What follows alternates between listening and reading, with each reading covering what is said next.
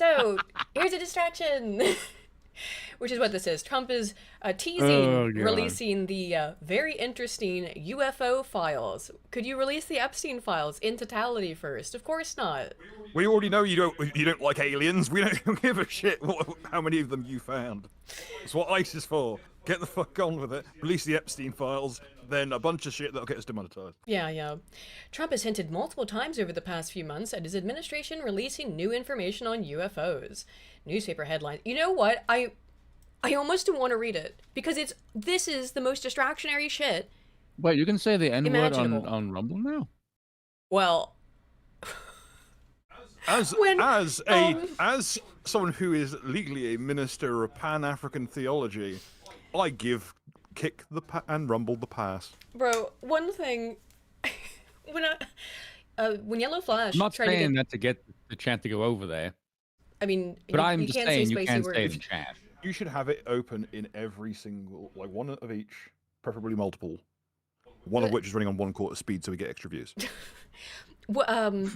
When last weekend Jeremy the Courting was supposed to go on to debate Yellow Flash and then he ducked, the things Flash said, waiting for an hour or whatever for Jeremy to show up, like he's like, I don't think it met the criteria of a threat. But it was like about getting him to suck on a shotgun and stuff. It was crazy, the stuff that he said. He gets bro. to do it. I get to blame that. I was like, whoa. To be fair, Flash does drink a lot on that stream. Yeah. Me And too. Who this doesn't drink crazy on off last shit. Flashcast, though? Let's face it, this isn't a this industry isn't an industry. It's a bunch of alcoholics true, coping. Yeah, true, to be honest. Trying to laugh as being Yeah, a little gainfully bit. employed. That's why we're all here. It's not Indeed. pretending. And no Well, better example than the fucking walking Molotov that is Jeremy Planet Hambley with his fucking Jesus. 175 proof fucking bloodstream. Yikes, bro. The man who sweats Beltion. Bruh. 2 bottles Two of shots of Tito's vodka. vodka. 2 bottles That's of vodka in one crazy. sitting at fucking Tim Pool's house. That's Holy crazy. shit. I'm a pisshead, but I'm not a pisshead like that. I mean, so am I, but holy fuck. Like, I can't... But he did 2 liters Allegedly. of Tito's, which is a fairly nice vodka. Yeah, it's middle. Tim's always got... Tim's got nice stuff. And it Episode 2 makes more money than God. This is a weird stream. Oh, I can't hear you, Bill. Did you hear that? Spit? Sorry, I Oh. accidentally I fat fingered and hit Not scroll really lock dusting, instead of no. pause break, which is my usual push to talk. It's like, let's face it, Tim ain't spending it on fucking minoxidil, so you might as well spend it on booze. Aw. Okay. So, but Must No, say he was something pro-war, about it, fuck but him. I forgot. the UFO files. Oh, actually- What? Okay, no, you can go on and I'll say something afterwards. Okay.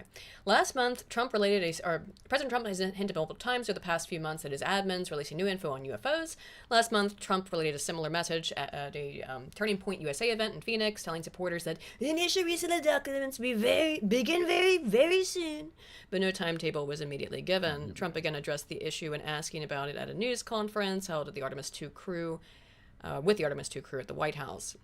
Going to be releasing a lot of things that we haven't, Trump said, addressing reporters. I think some of it's going to be very interesting. This is all nothing. I don't give a shit. Unless the nothing. motherfuckers It's a on Artemis 2 distraction. rocked up to the press conference wearing like an alien's pelt.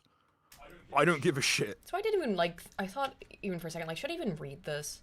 Does anyone even Being care? gay is gay, kill all aliens. Does anyone think this shit that they're going to actually release any shit on aliens? No. No, they're not. I don't They won't care release if they shit on march up pedophiles. ET to break dance on fucking So- live stream. I don't have any. They're not going to do shit. You won't do. It's not the aliens shit. we're worried about, it's the predators, okay? Yeah. Yes. Those are the actual problem, and there's not been transparency on that. There's been another shooting at the White House again, but this time it was far less of a big deal. This but of course morning, it a didn't- suspect is in the hospital. Is the White House security staff run by Mr. Magoo? Yeah, I mean, it does beg the question, doesn't it? Like, I need to ask, why was the thumbnail to this just like some random douchebag in his fucking full black kit? He stood out there looking like that one fucking soldier at the start I of didn't. the Cry 5. Oh, I didn't see it. It's exchanging fire with the gun. Bros here with pit vipers on. U.S. Attorney reveals new details about suspect and Secret Service involved in D.C. shooting, of course. No one was injured, but shots were fired. A man accused of exchanging gunfire with Secret Service officers near the White House property in Washington, D.C. on Monday allegedly said F the White House while en route to the hospital, according to U.S. Attorney for D.C. Jeanine Pirro. One of the... I assume with the same tone someone said, man, fuck dust. Yeah, right? Fuck shipment, I hate this fucking man. Every time. Oh my fucking god. There we go. And I hope the paramedics looked down and said, okay, preferred race elite. One of the things he said on the way to the hospital was F the White House and kill me, kill me, kill me. I'm in tremendous pain. I'm in tremendous pain.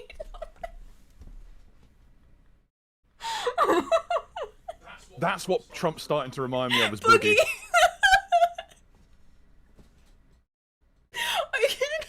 That's so. I'm sorry if people don't know what I'm talking about. Is that it? Is this an elaborate and like Bud Dwyer scenario for Trump? He knows the Epstein thing's looming. He's like, I better make sure someone shoots me right in the fucking head. It was help me, but I think he did say kill me too. Sorry. It's just... Boogie 2988 being alive. Oh, yeah, I understand and wish. I wonder I hate why. being alive! I hate being alive! I hate breathing! I hate being alive! I'm in tremendous pain! I'm in tremendous pain! Help me! Help me! Help me! I just thought that Wings of Redemption at the bottom. Like, get a load of this guy. It's just the sheer casualness of his bemusement. It's something about it cuts me to the bone. It's literally the get a load of this guy. But that's a straight up. That's a face that's 1,000 words, and all the words are, "Sir, this is a Wendy's." I can't believe that I read that. That's what I thought of. Did he actually die? No. No, he's on the LolCow podcast, isn't he still? Oh my god. Sorry. Is that the actual name of the podcast? Yeah. Man, the fucking, I don't know how Keemstar has made a cottage industry out of like the containment of various lolcows. Like, here we are welcome to Lolcow Park. I mean, pretty much. The shitty flute. No, shitty flute. That the shitty fluted. It's gotta be shitty shitty flute version yes, of the fucking indeed. Jurassic Park theme. Oh my He walks god. by eating trees. Pirro said in an exclusive interview with ABC, "This is serious," and now because of this, all I can think of is that clip.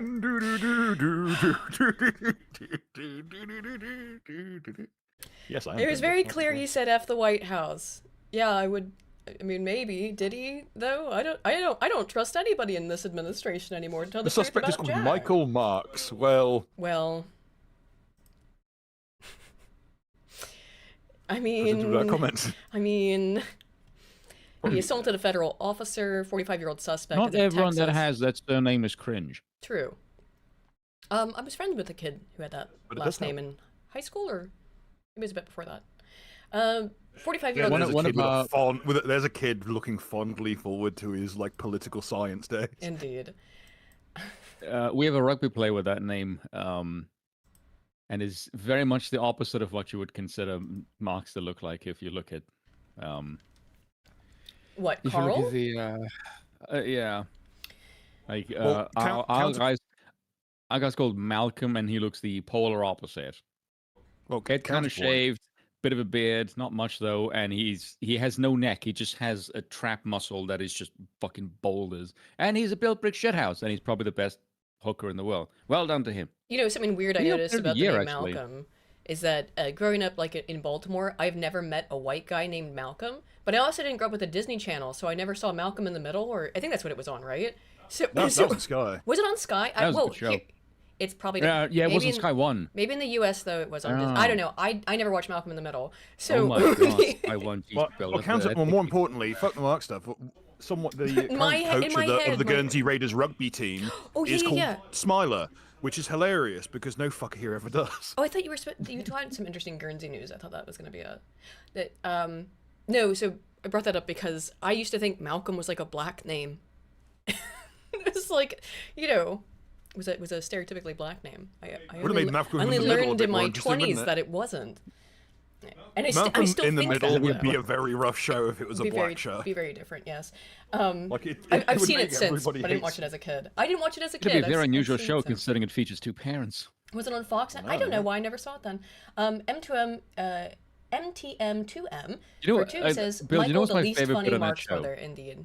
Do you ever see the episode where they go see Francis on the farm, and they take that massive firework, and like when it goes off, Oh, it's basically my like favorite. daylight for a couple of seconds. Yeah, Just switch to And a there's- daylight shot for 3 seconds. How long did it say? Yeah. How long did it say before the blindness would wear off? Yeah, What like said 3 days? 2 days. Yeah, it's like totally worth it, and they all just What they start moving wander around. off. It's such a good bit. That is such fucking Yeah. perfection in cinematography. How can we really get across how fucking nightmarish this flow is? Just Yeah, switch to a data. take a daylight Someone should have got a fucking Emmy for that. I'm sorry, that's genius. Oh god, it's such a good bit. Reverse day for night. Or when they clean the place, and it's got the house has never been this clean. It's like, uh-oh, what's wrong? It's too clean, and they start fucking the place up again. Oh, and I got the. That's a good thank show. God. I've also got the restream chat to work. It wasn't working realize- before, but it's working now. You realize we can see that, right? You can again? Yes. Guess what, Spoon? Remember that thing you said would not happen? It Click just a different browser. It just happened. The thing that Is that didn't tab happen. on its own? I love having Yes. this conversation every 4 weeks. Okay, so how is it back on now? See, that's what I'm saying, Bill. I have this conversation with him because I'm clicked on a different window. At least I you had this two morons conversation, have some and agency in it. and I told you, Spoon. How long did I say? I said 10 minutes to go back to doing it. Guess what it just did? So, Have you clicked back and forth? yeah. And Okay, that's so why did it only do it now? The I catapult don't episode know, of Malcolm Middle was Spoon. also very But good. when I did it before, you're right. It stayed on the right tab, stayed on the right browser or the right window. But I just did it, and it didn't, and it went to the new one. So I'm done arguing about it. It's If Discord. I can raise and I'm 50 bucks tired for the of sword talking fund about in the it. next 10 minutes, I'll go get the mace. Get the maze. Anywho, No, make him work. Let him work for it. 45-year-old suspect had a Get the Texas maze. driver's license, no obvious connections to Washington, and authorities are working to learn why he's in the city, according to multiple law enforcement sources. Authorities are... This is a weird stream, bro. Joe Cotta just says, I just feel bad for Bill. At this point in time, so No, do he's I. choked. He's... Oh, Bill, are you okay? So I was drinking a drink when I saw that fucking post. What post? Oh, thank you for the membership, J. Kodo. Thank you. What post? That one. Oh, yeah. Yeah, I Okay. feel bad for Bill one. Oh. I thought you posted something in the Discord. I thought you stream should is posted something. See, this is what Well, happens we're when you off the stream, not rails. me. Yeah, I know. This is why I Yeah. don't stream. Look, you know what? When Yeah. I streamed with Uzlo on Sunday, I had none of these issues whatsoever, but I wasn't using Restream, to be fair, so. Are you saying it's my fault? No, I'm saying it's my fault because I've never used Restream before, so. It just goes to show you quality's a zero-sum game. Yeah, it's not working terribly well, but at least we got rid of fucking Oozily. I mean, I ran all that on my own, but that was again just streaming to YouTube. Anywho, authorities are executing search warrants on his phone, digital media, and other locations, trying to determine if he posed any threats to specific individuals or entities, including Trump and Vance. People think that by coming to the nation's capital, they can. I don't know. They caught this guy. I guess he shot off some rounds. Didn't hurt anyone, as far as I've heard, as far as I've seen in this article as well. He's doing a national Right. service. He's keeping the fucking Hold on a rent second. line. Yeah. Wait. If you didn't fire any shots, how do you know he's there to kill the president? Well, he did fire shots, but no one was injured. Well, they arrested him Was he saying black? that they had heard. I think that they reported gunfire, right? Is he But- black? Well, I don't know. Let's find out. What Is color that all this is is? Malcolm or Michael Marks. It's like Michael Malice's evil twin. Shooter. Do we have a picture of him yet? I don't think so. It was just yesterday, wasn't it? Oh, white guy. God, it is Michael Malice's evil twin. It- That's fucking What spooky. the fuck? How did you guess that? Whoa! I've not seen him yet. That is just Michael Malice, That's but not Michael tiny. Malice's evil twin. How did you That's- guess that? I've been away from news all week. I didn't. Bill, see I that don't think. motherfucker. Bill, how did you guess that? You just pulled Michael Malice out of fucking nowhere just because his name's Michael Well, his name's Marks? Michael Marks. I thought it was funny. Malice, how could you? What the fuck? Well, the way that it is streams- that was such like a The from way the our margin back scale, shot. the only profit we'll make tonight. Who is Michael Malice? He's a He's an libertarian. Well, is he a is he a full? Yes, he is. He's like an He is he's an considered an anarcho-capitalist. Yeah. Yeah, he's anchor. He's an anarchist, yeah. I will This say, guy. a while ago He looked had like him. an He argument. sometimes his hair's like a lighter, but Well, he has kind of a similar face. I see several- what you mean. No. Several, I think probably at this point, several years ago, he was on Mm. Tim Pool, and Tim had Yeah. on this guy arguing about Used to be on the Tim Pool's show a reality of the lot, yeah. police versus Michael, and Michael just got his absolute head kicked in by this Yeah. former cop. Yeah, it was. That's the When was last that? time I watched anything Where's that the- he ever said. I'm of the opinion we should just dispense with debate entirely and just move everything over to like judicial dueling. It's less than I thought at first. That's but not a bad he does idea, have a actually. kind of similarly shaped head. I And the have seen haircut. pictures of Michael Mouse where he Me looked too. exactly like this. I have as well. That's why I also was like, yeah, I can see it. I can see it. I have returned don't to know. you as Malice the White. What a weird stream this is. Okay. Okay. Is there anything else of It's not interest gonna get here? any No, better, nobody folks. got hurt. Yeah. Get progressively worse. If only. We can only hope, right? Yes, shooting comes a week after an alleged assassination attempt. Does that mean I have to drink more? Is this also more distraction? Is the question. By the way, I think yes, for the simple reason that this is literally walking out into the street and mag dumping the sky to keep the rent low. This is the political equivalent of keeping the rent low. that's what it seems like to me. What the fuck was that? That is the guy who attempted to assassinate Donald Trump allegedly. I mean, in that. Man, that is a. He What do I looks say like- here? Yes, that is. He looks like the superintendent from the PJs a little bit. It's crazy that guy was allowed to get as close as he was, that was set up the way that it was. There's things about that situation that I'm not saying that he's like a plant. I'm saying he's probably been in some way set up, as many of these people are. They're not intended to actually get away with the things He they looks put like up to Butthead do. if Butthead was He brown. does look like Butthead. But he has been charged with careful. the Trump assassination, indicted for assaulting the the man who attempted to assassinate Trump has been charged with and indicted for assaulting a Secret Service officer. And yeah, apparently that's what he. Well, you did see him on the ground. Butthole looking like TV. But he does look like Butthead, though. You're right. By the way, a couple new things about him that we've learned in the interim. California man allegedly tried to assassinate Donald Trump. A new charge comes in the wake of the charge of assaulting an officer. Comes in the wake of questions whether a Secret Service officer who was shot but not seriously wounded in the attack at the White House Correspondents' Dinner on April 25th was hit by crossfire by another officer. Janine Pirro signed off on a new indictment unsealed on Tuesday, which supersedes the previous charges. Cole Thomas Allen, 31, appeared in court in Washington, D.C. last week. He has not yet entered a plea. According to court documents filed on Tuesday, grand jury also indicted Allen on charges of attempting to assassinate President Trump, 2 firearms offenses, transportation of a firearm and ammunition, so on and so forth. Allen was previously charged on those counts last week via criminal complaint. Suspect was carrying a semi-auto handgun, pump-action shotgun. We know more about that. The new information of interest that came out in the last week, that was, of course, he was a Democrat. He donated a whole, but he's a real dedicated one, a whole $25 to Kamala Harris's campaign in 2024. I'm sorry. Am I allowed to think that things like that stink? You give $25 to Kamala Harris and then want to go out and kill President Trump? Like, I'm just saying, these level In of... the current ammunition market, it's cheaper to have just, sent the dollars. Right? I'm saying, like... So just send some- another $25. Either something went very, very awry in the last 2 years, or his level of political engagement perhaps has changed. I don't know. I mean, he was clearly politically invested I don't in some believe way. any of this crap. I don't by the way. either. I don't either. Just keeping the rent low. Just because I have seen ever since this kind of shit happened, it's been a re-kickstarting of the whole the left is the problem thing, which is just Yeah. insane to me. It just seems like a gimmick to try to get the clearly fractured rather Yes. right-wing base back on the Trump train. Yes. When many of Trump supporters just went, "You started a war, get the fuck out. We are Yes. not." I'm not. I mean, I'm not falling. all I'm this sorry. is I'm not doing- falling for it. You All can't this is distract doing me is with this shit. is making me think that the first one was a fake too. He was just blading. No, I believe Yeah. that one This is was having the real, but opposite effect he wants.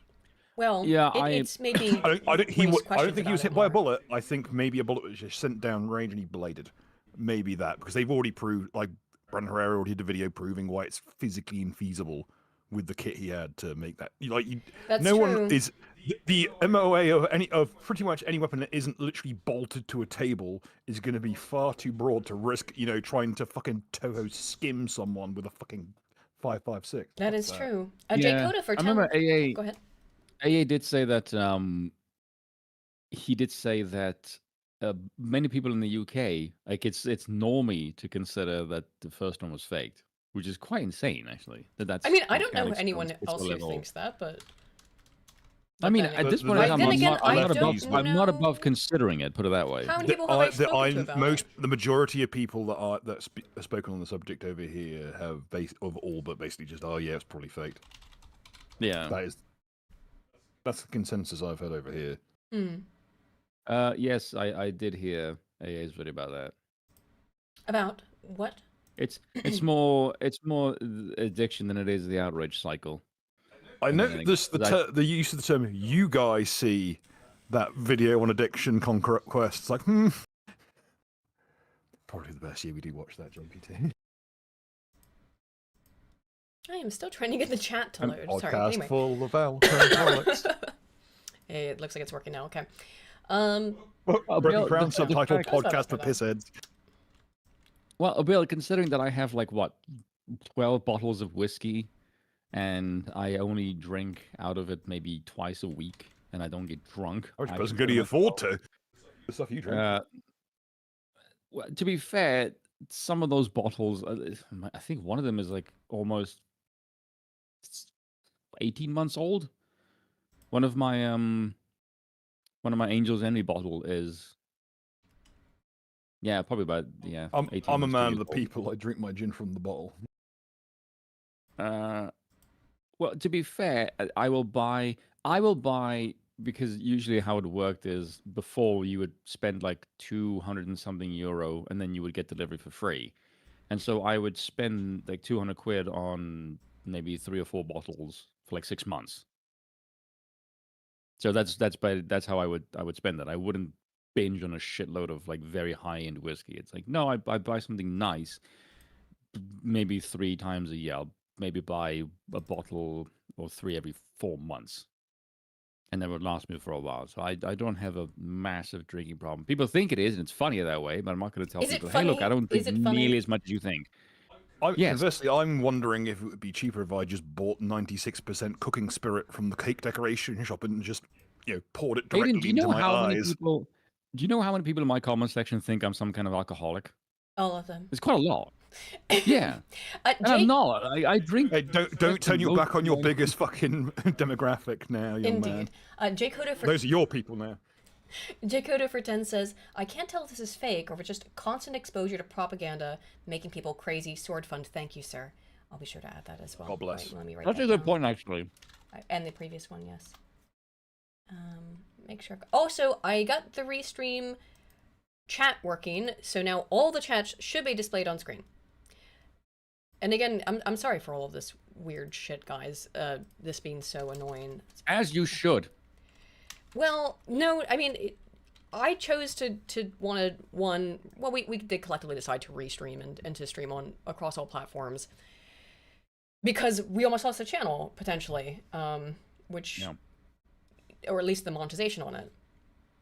But Yeah, switch it while you get the rumble. again, sorry for the grind pains. I think by next week, if not, then definitely by the week after that, we should have all the kinks ironed out. Weird thing sheets with from streaming M is to essentially M I to M. do it anyway. Yes. Claiming these acts of terrorism being fake reminds me of the South Park episode where 9/11 Truth Conspiracy was itself a conspiracy with the government. Indeed. JPTDM for 5 says, you guys see AA's recent video about self-mastery and beating the outrage cycle and addiction. Would love to hear your takes on it. I loved it. I loved it. I thought it was such a good video. I wasn't prepared for the part where AA started talking about how he had, he used to have an issue with addiction to pornography. Meanwhile, somewhere out there, you can just hear in the dark and dreary corridors of a Romanian Sorry. house. Man, I'll hook you up. I love AA, but I wasn't prepared to hear that from him, you know, in that moment. Wait, did he say that? Well, jerking off is what he said. Yeah, I don't know if it was porn, but it was to jerking off, yeah. But he was talking about getting over addictions, by the way. It was a really, really, it was a very good video. You watched it, didn't you? Because we talked about... Yeah, I just- Sorry, We discussed it. yeah, We literally we just did. discussed that, didn't we? Yeah. It was a very good video. I liked that a lot. There's a really easy way to not do that. Just say to yourself, every time you don't do that. Oh, I didn't know what you're talking pissing off about. I the Jews. didn't want to ask. Or Oh, okay. call it black behaviour. That's what I do. All that, yeah. I got through Lent. I didn't use that terminology, mind you. Every No, time you use don't another do that, word, you're robbing sure. the IDF of money. The method that they suggest is you got to refer to it as like, that's just the monkey on my back. You got to like externalize it. That's just fucking monkey behavior. That's legit what they monkey suggest. behavior. It's not just me be racist. Wait till we get to Rumble, then you can fly, Bill. Sorry, I'm messing around a little bit. Got it. Arsion for 5 says, "Hey, Aiden cosplaying as a non-AI being. I see. Love y'all sword fun. Thank you, Arsion. Yes, I am cosplaying as a real human being and a real. She was an AI to run a fucking magnet over her by now. Oh no. Okay. I'm gonna get into a little bit of the war stuff. Of course, there's been a ceasefire. Although there of course still also Has been there happening. actually been anything? Yes, there has been. Iran attacked a U.S. ship. Allegedly, the U.S. denies it, but it looks like it was, and hit them. However, doesn't mean that just because we've got a ceasefire going on, we can't propagandize and lie to the children in order to terrify them, right? There's always time for that. Well, before we continue, who This the makes fuck me did the ill, blocking for this by the shoot? way. Look at this dog shit. Like, everyone's out, and it's meant to be in, like, descending height order from the president's position. Like, what the fuck is this? You got the fucking little girl, like, behind the kid in blue on the left. This is a complete, like, mess from a photographic, like, point of view.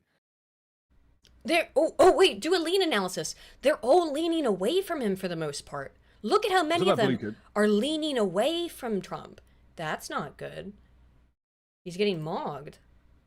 We just Look at RFK in the background, mean mugging him. Yeah. Just thinking to himself, yeah, I get what Oswald felt, I guess. Right? That's what's going through his head. Here it is. every record. Oh, it's so And hard. now we're going to take a hit because we have to make a journey down to Iran to take the nuclear weapon. We have to make a journey down to just because it's really quiet. I have to install one of those like audio boosters. We're going to take a journey down to Iran because they had nuclear weapons. The international... No, they don't. They were ruled not to. What is it? The IAEA or whatever? The international organization that deals with countries' abilities to have nuclear weapons said they don't have nuclear weapons. It's just lying to I would children. be okay with Iran having nukes, by the way. Me too, by the way, as well. As a force Yeah, I in don't that think, region. Yeah. I mean, I'm gonna be Turkey honest. has I them would rather. I would on rather. loan from the U.S. Yeah, I would rather have Iran have nukes than the Israelis. It is the IAEA, yeah. The internet. Damn. Yeah. The International Atomic Energy I trust Agency. Yeah. Iran far more than I do the Israelis. Which isn't saying much, to be fair, but you know. We should give some to Japan for old time's sake. Yeah, I mean the main difference is that Iran is not the one holding your government hostage, which the Israelis are definitely not doing at all. Arsound for 5 says Aiden, corn addiction is probably more common than you think. I don't judge because most boys are exposed at 12 years old. It's seriously bad. Oh no, I know. I'm well aware. I've been thinking about doing a video on that. It's probably way more than you think. Yeah. What I was originally gonna do was a video on women's porn addiction.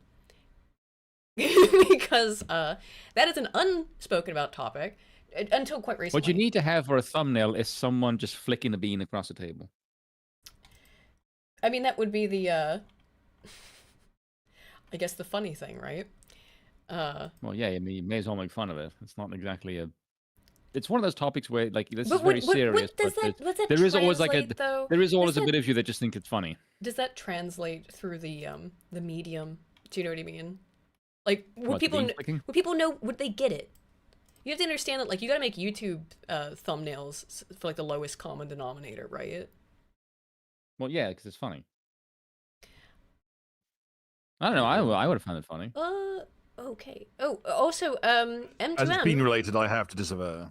Says claiming these acts of terrorism being fake reminds me of South Park, where 9/11 truth or conspiracy was itself a conspiracy done by the government. Yeah. There was that's essentially like the episode. There's a couple episodes of Stargate SG-1 where the government is running this secret Stargate program that lets them go to other planets and throughout space and have adventures. And some people find out about it, but in order to, one person in particular who is an alien, he knows about all the details of the Stargate program, but he loses his memory, and so he writes a television show about it, or initially, a movie about it and pitches it. The government finds out about this movie, and they decide, let's just let it go on because it's plausible deniability. So if people start, because then if somebody talks about it in the future, they'll be like, that's science fiction. And that's a very roundabout way to get to the fact that, yeah, why not? There is probably at least one film that is dead on the money. Dead on the money, yeah. Because Well, plausible mentally, deniability. that did exist, which is the original cut of Eyes Wide Shut, because they were naming names in that film. That's why it's only ever been shown once. Indeed. Anyway, here's Trump. They would have had a nuclear weapon. They would have had a nuclear weapon. No evidence of that either. Again, the If it weren't IEAE, for- the IEAE, whatever. Also, okay, this If it wasn't for those meddling yids. Yeah, exactly.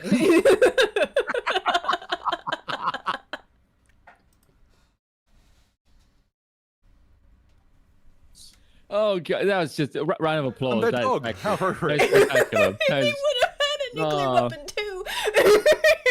oh, god, that was really good. That was just spot on. That is. Okay, I completely forgot what I was about to say. Completely just went in there. Okay, sorry, Spoon, continue. I have no idea what I was about to say. Like that just I I've can't get out. no comeback to that. That's just no. Every now and then it just It's feels still- like walking into a room with a sibling and like hitting a reset on their N64 as you walk past. I just feel like a cunt sometimes. Get fucked. Yeah, Say, bitch. I've carry on. I got nothing. That was just. Yeah, hats Oh off my to god, Bill. I can't. Okay. Yeah. I have no idea what I was about to say. That just it completely took the wind out of my I'm sail. sorry. Yeah, I got completely thrown. Bill, Bartholomew Bill, Cheesington, that- 4.99. Scooby-Doo, where are you? We've got some coin to take now. Well, we coins to clip, surely. And also, Indeed.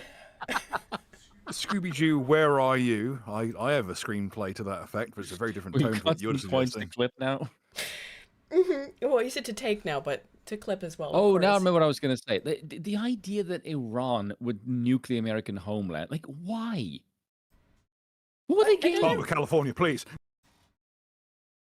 Yeah, that's actually you do realize if someone were to nuke California, there's a whole bunch of people that would get pissed off because it's the American homeland. But there's a few of them going, it's not actually a bad target. You know, it's just there. Oh. Oh my god, sorry. I got that was what the fuck?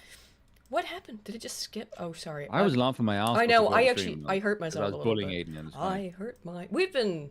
I've hurt myself today. Okay. If you thought it was bad during the stream, my god, it was a shit show before the thing started as well. Yeah. Record. Okay.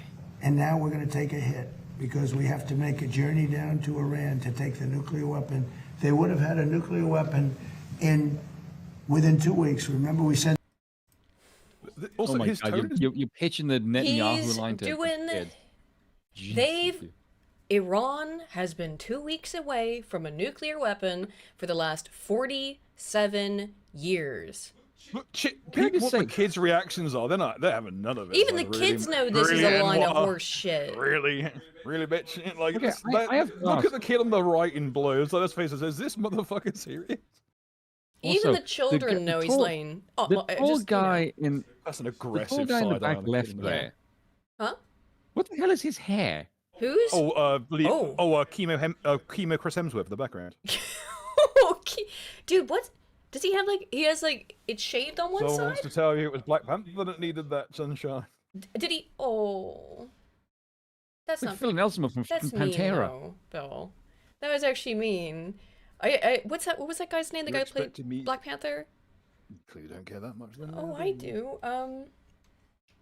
Because that was Yeah, very you sad. care so much you don't remember him. I Well, it's almost been remembered his name years. there, but then my brain went to fucking Bartholomew Cheesington again. And who played Black Panther? Would bother me. Anthony something. wasn't it? Chadwick Boseman. Yes, that was very tragic that he passed there we away go. so young.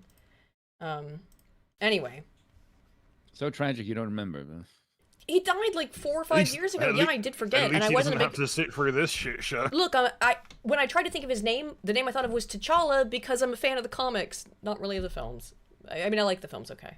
Kunta Kinte, yeah, that was Aiden, it. get Anyway. with the times. Black Panther's white now. Well, yeah. I mean, he has been before. He was like Hawkeye was temporarily Black Panther, wasn't he? Did I dream that? Anyway, Sent that beautiful B-2 bomber in, and we blew up their Look at the kid. I've nuclear never seen such an potential. aggressive side eye. Obliterated, for those that yeah. are not aware. And to a point where it would take them weeks to dig down, and we wouldn't let them kids. dig down. We have our eyes on it all the time. It's like, sir, I would, this is however, not say- the war room. I would, however, say, You know what? can I point something out? The two Which is darker complexion kids look far more bored and unable to kind of control their body movements than the two white kid or the three white kids in this. to be fair, like this is the exact same pitch that is used Yes. on grown-ups. Yes, The fact understand that he's this. using it on And kids is, I- is, Yes. is a kind of weird, but also no one is paying attention to this. Yeah, it's just droning infantilism. True, Like yeah. this is this is Yes. how this is like the Oops, the dollar, tone he excuse is me. taking is like would be infantile to describe something to someone, even if it was like to a natural like single Yeah, but this is child. exactly know how what he messages to his you own base, are. which should let you know Yes. that he doesn't see any difference He between thinks they're you children. and his base, or between you and these children. He treats you the same way. I mean, I'm sure the MAGA cope about that would be, oh, it's because It's he. funny when he does it to his opponents. Yeah, but it when is he does it to funny. his own base, he just comes off like a tard. I know what the MAGA cope to that would be, which is that like, either he's not trying to infantilize the children, or this is to his base. Like you already know the copes that would come out of it, but he does talk to his own base the exact same way he talks Also, to the does children. does the Secretary of War say anything? Yeah. No, the Secretary of War is trying desperately not to say that he's pissed as a fart. well, He's trying to stay sober and stand up straight. That's what Oh, he's he doing can't. right He now. certainly can't do one of those. And He's just standing there like, straight, I'm just you know. don't. Anything, don't His say anything, nemesis. just don't follow.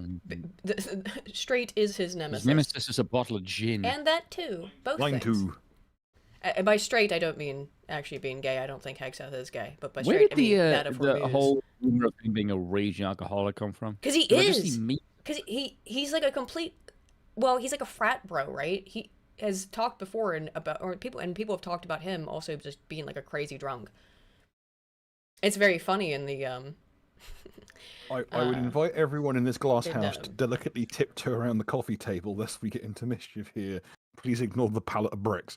JD Vance show. Yeah, I kept wanting to say Will Stancil, the JD Vance show. But can I just say it's been delightful to learn that the current benchmarking for AI animation has just been each era of the Will Stancil show. Indeed, it's been lovely. You can Man, sweaty shows Jaeger. you Yeah, indeed. It's By the way, a very Aiden- important thing. Mhm. That picture that you showed me with the two people, with the two sides, the Civil War. Oh, the yeah, AI yeah. generated picture. Yeah. That Oh, was let actually me. impressive because the amount of hands that were actually correctly generated is Yeah. really quite impressive. I use this for just like a frame. Let me go find it in our chat. Oh, because it I was was before our off my big ass off conversation the because other day. I said to Aiden, why is it, who did you ask to generate? Yes. And she just said it's a generic one. And on the left-hand side, it looks like Andrew Yeah, Wilson I'm and gonna. John I'll bring Sawyer. it up here. I was like, what the why are they? So, I use this for just like a frame Oh, yeah, at that like was near the funny. end of my new video, and I asked it to I had to be clear about it. Like, It looked I didn't want it to Fuentes on put. the right actually. Well. I didn't want to put like weapons or anything in anybody's hands. That guy looks a bit like. I mean, I don't know. But Yeah, the that weird looks thing, like Fuentes. I said depict There's the a Fuentes magazine. at Gen 6. Where on the right or on the left? Well, Yeah, I'll zoom in. under the American flag. I'll zoom a bit. Oh The one God, holding the yeah. American Okay, flag on never the left mind. here. That Yeah, looks yeah. Fuentes. Okay, so I said generate a scene of a MAGA civil war. One side's holding the American flag, and I said civil war as in like the podcasters. You got phones and all that kind of crap, right?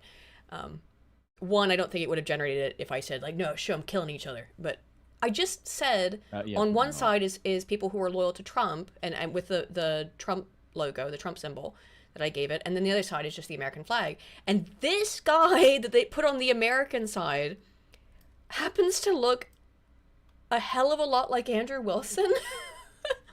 And It does actually look like Andrew. a bit like Nick. That looks There's a bit like Fuentes. a bit like Fuentes.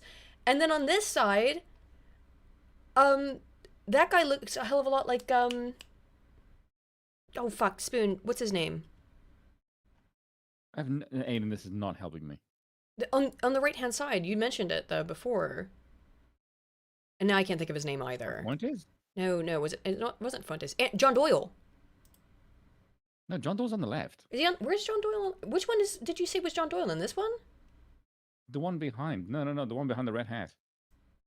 The Oh, one with the that. glasses holding the phone. Yeah. That looks like John That does Doyle. look like. Okay, never mind. Yes, that's And the the one. one You said on it the looked- yeah. right, that looks like Fuentes. No, just on the right of Yeah.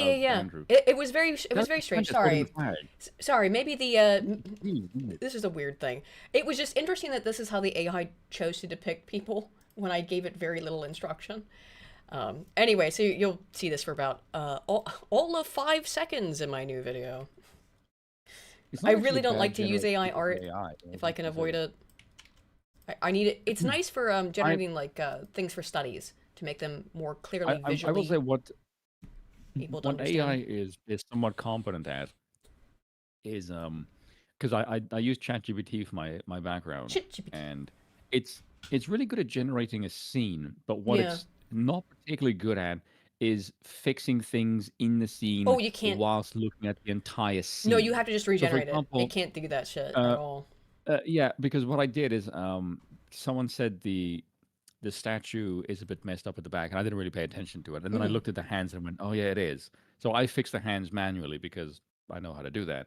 And then I said, "Fix the head." Made it look. I just took a picture of just the statue, like from the bust up, and just said, "Make the face look more like aesthetically pleasing." And it gave me like an absolutely banging, Really? proper, Nice. yeah, like an actually nice face. And I went like, "Oh," I showed it the picture of it.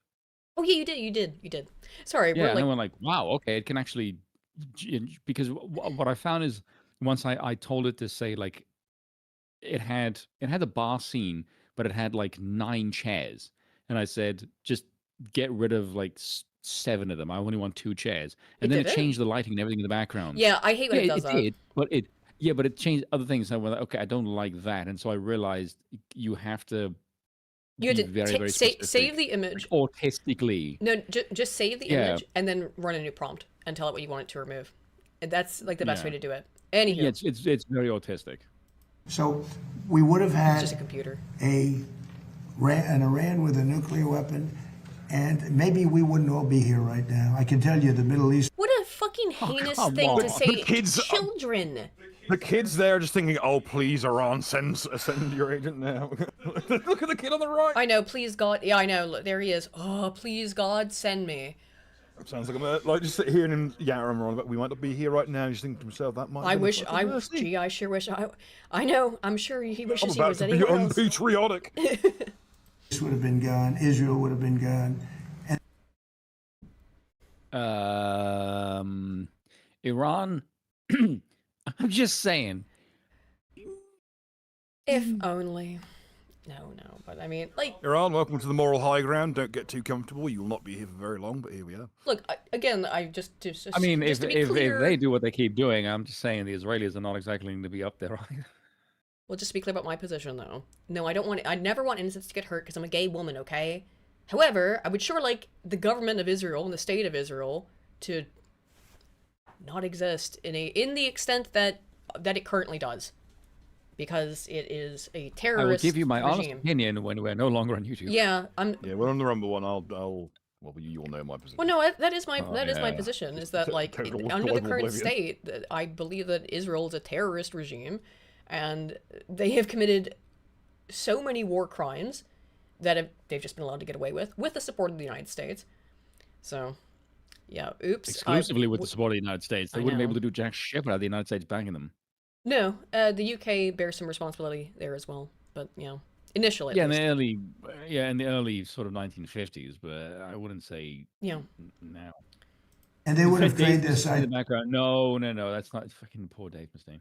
on Europe first and then us, because No, they're they sick wouldn't. people. Shut up. These are sick people.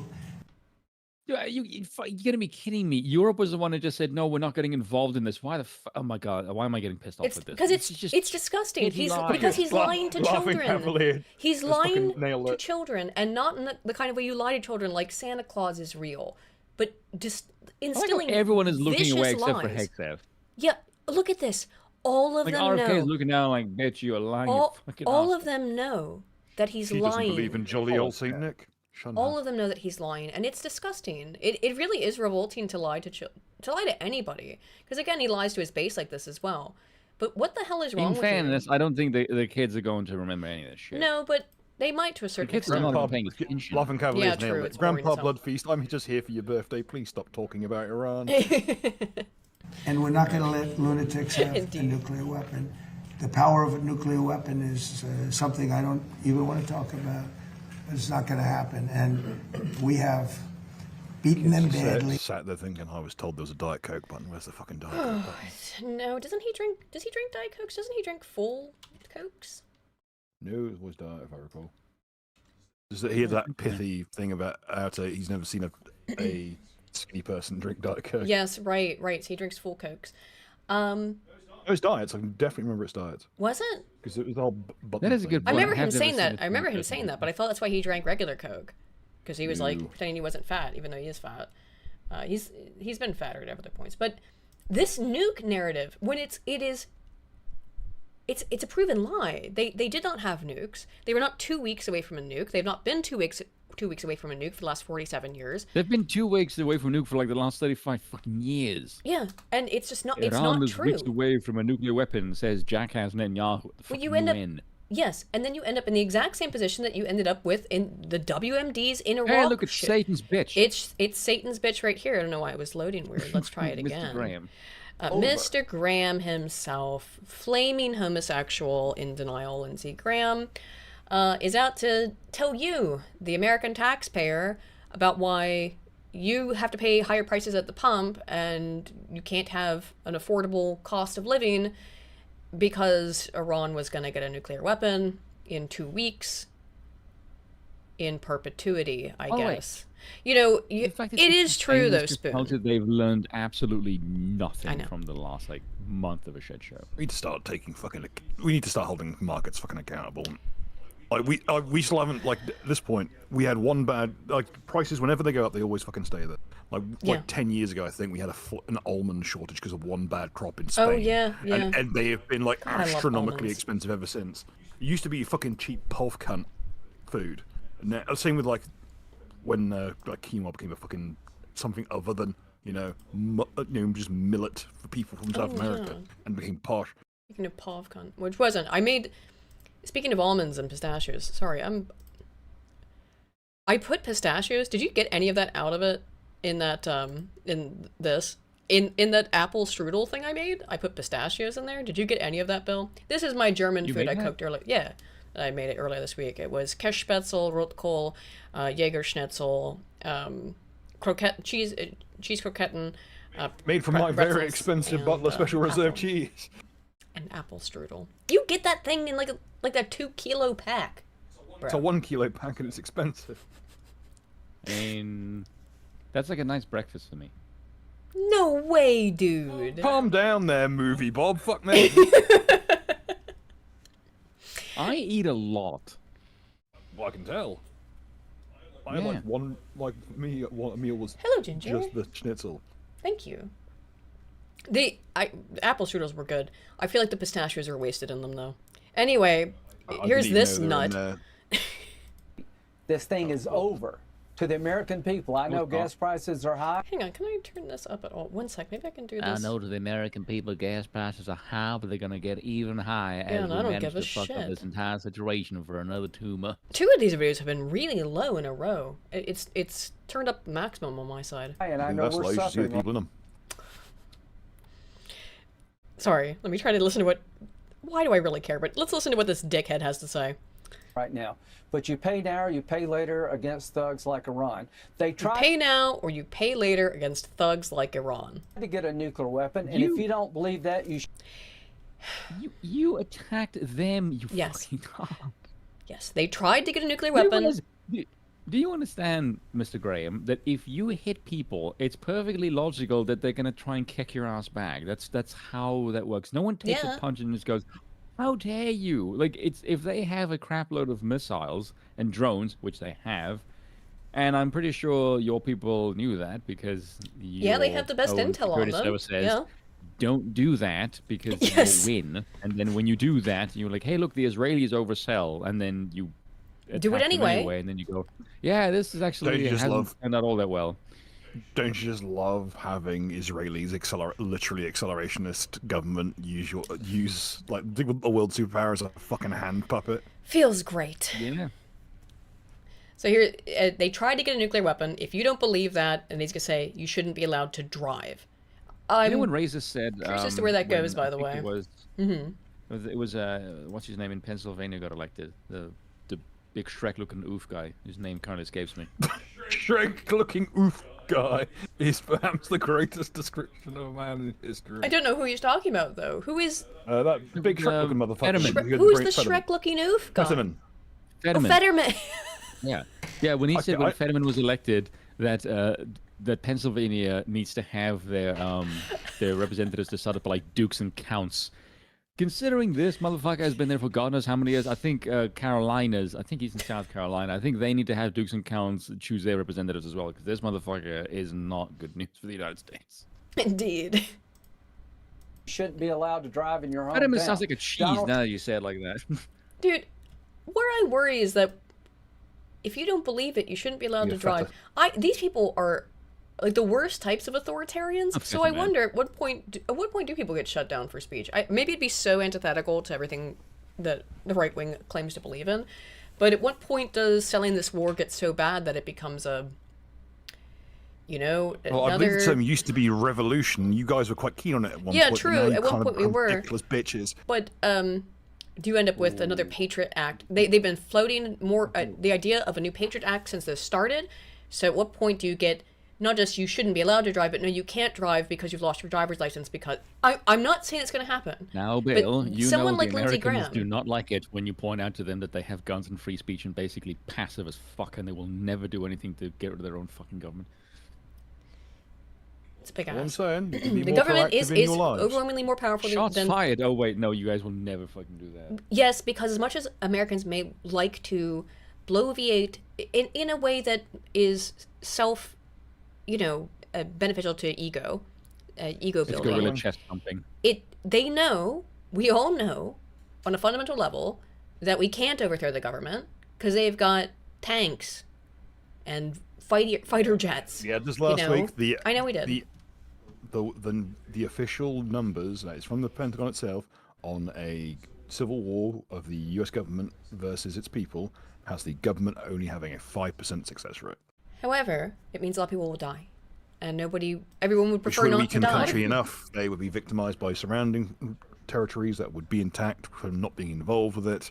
It would be a massive brother war, which if the Antichrist does win, they just slot a bunch of foreigners. Well, that's by the way only what people Lindsey who could Graham here recover from it would be the people is in favor who hate of. the most. I want to be clear about what Lindsey Graham, I know I've talked about it before, but Lindsey Graham and other of these Christian Zionists are actively, everything he is doing and saying right now to facilitate this war on Iran, he believes in his cracked out head, maybe legitimately, or maybe he just tells himself this, that he is doing all of this to bring about the apocalypse so that there's 100 years of suffering and Christ returns and there's hell on earth. That's what he is in his head. That's what he thinks he is doing when he does this shit. Understand, he's trying to force God's hand in order to bring about the apocalypse, Armageddon. That's why. What the fuck? I don't understand. I don't get it. These people are lunatics. And I know it sounds crazy for me to say that that's what they think, but that is what they think. Trump stopped Iran from having 8 to 10 nuclear weapons by bombing their Remember when this guy was enrichment never Trumper? facility. Like a year ago? Like 6 months ago? Yeah, I do. You remember when this guy hated Donald Trump 6 months ago or thereabouts? Before he started a war for Israel? God bless you, President Trump. We were weeks away from a nuclear-armed Iran. No more. Everything has been No, we're not. obliterated. Their economy You've not done shit. Well, excuse me, I thought you took out all their nuclear facilities last year. It's so tedious. is in tatters. Their military has been decimated. There's more to do. If we can control You're probably right, this- Lamented. I don't think Graham believes anything yet. He's a godless homosexual.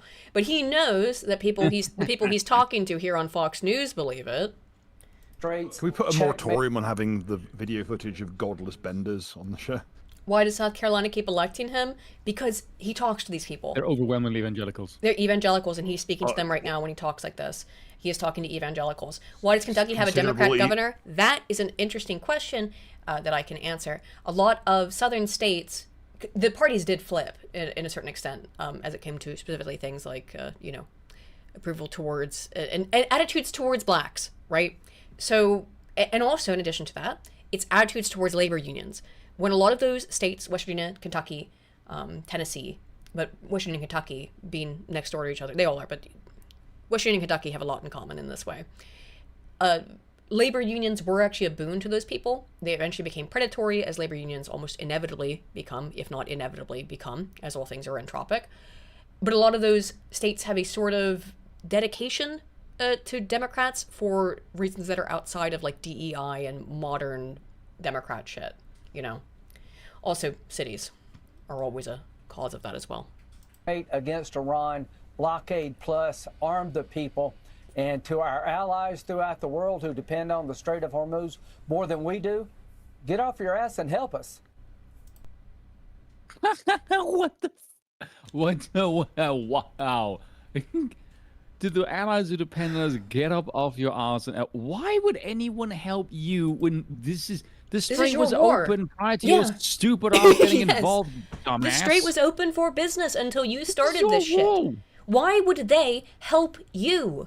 Really, what is in it for any country to help the United States get themselves essentially blacklisted for having done so and not be able to trade when you inevitably end this war in a couple of months? Because you're not going to be able to win it. Ask and help her. Why are you? I swear to God, these people are like deliberately trying to rid themselves of their own empire. They are. Of course they are. I mean, if you need some more evidence of how much these monkeys. people hate you, and it does make me feel Hate their own allies as well. they hate their allies. They hate everyone who is not subservient, who does not kiss the ring Israelis. in every single of Israel, not of the United States. Kiss the ring of Israel, and to the point where I voted for Trump 3 times. It gives me absolutely no pleasure or enjoyment to see what he has become, which is a complete and utter stooge of Israel. So this is one of the worst comments he's ever made in terms of a speech towards his electorate, the people who voted for him, which is that you don't like my war in Iran. You don't like the fact that it's driven up the cost of gas, the thing that I said I would take down. The thing people put little stickers. Remember that? They put little stickers on gas pumps and said, I did that with Biden pointing to it. Yeah. Remember that? Well, Yeah, now the they- cost they of were gas Trump. is up under Trump because of a war of choice. And what does he have to say to you? By the way, get prepared for 50-year mortgages. That's what the Trump administration has told people. In fact, get excited. Guess what? Now you can get a 50-year mortgage. So you can afford a home. We're not going to do anything about housing prices, but we're going to make sure you can get a 50-year mortgage. Cost of living has gone up in many ways rapidly. And with this gas and oil stuff, and as it goes down, as the fertilizer is impacted, as the cost of producing plastics is impacted, you're talking about everything. Every single thing in your life is going to become more expensive because of this war. And what does Trump have to say to the working class people who elected him 3 times? Start screaming, affordability, affordability. They're the ones that caused the problem. I'll tell you one thing, they got one good line of bullshit. That's one thing I'll say about it. They are so bad. Affordability is a line of bullshit. If he had said this when the Democrats were in charge, it would have been no issue. But you were in charge. And people can't afford things. So laughing at the idea of affordability comes off as fucked. Tone deaf. Yes, tone deaf as hell. Affordability. It's the first time I heard the word. I'm 2 days in, and I watched The first time you heard the word affordability. I mean, I know you're a billionaire, but whatever. Sleazebag, one of these crazy congressmen, get up, and he's being interviewed. He said, affordability, prices are too high. I've just got there. But we brought prices way down. They gave us tremendously high prices, and they'll give them to you again. You have driven prices up. And again, we are only seeing the initial shockwaves in gas and in oil. but oil is used for everything. It is in everything. All of the plastic products that you consume, which is tons of stuff, like all consumer products, all of that's about to go up. The price of groceries is going to go up because the price of fertilizer has gone up. Him making light of this when people can't afford homes at all, and here's your 50-year mortgage, it's just sick. The people who voted for Trump, who got him elected 3 times, were overwhelmingly working class people. And this is what you get. Unfortunately, we got the New York billionaire who thinks he'd never heard the word affordability before. Now Trump is trying to pressure South Korea into joining. South Korea should join mission to protect ships near Iran. Why? Because no one else will help him. So he's going to anybody. Just as Trump said on Monday that South Korea should join the U.S. efforts to protect ships near Iran, and that Defense Secretary Pete Hegseth would hold a news conference on Tuesday. This happened next? No. Wait, did it? Well, they've not talked anymore about Korea. But everyone else has turned them down. No one is on the United States side. And you have to ask yourself, or if you know somebody who is in the kind of like sphere of this and buys this shit, why is it that no one besides Israel will help the United States on this? Could it be that it's an Israeli project and it benefits no one besides Israel to do any of this? Crazy. And at some point, the messaging on it is because there is no excuse. There is no way to talk about this or explain to anyone in a way that doesn't come back to, we did it for Israel, which of course was said directly in the beginning. From the beginning, we did it for Israel. Who said that again, Spoon? Who was it? Was it Rubio? Yeah, Rubio.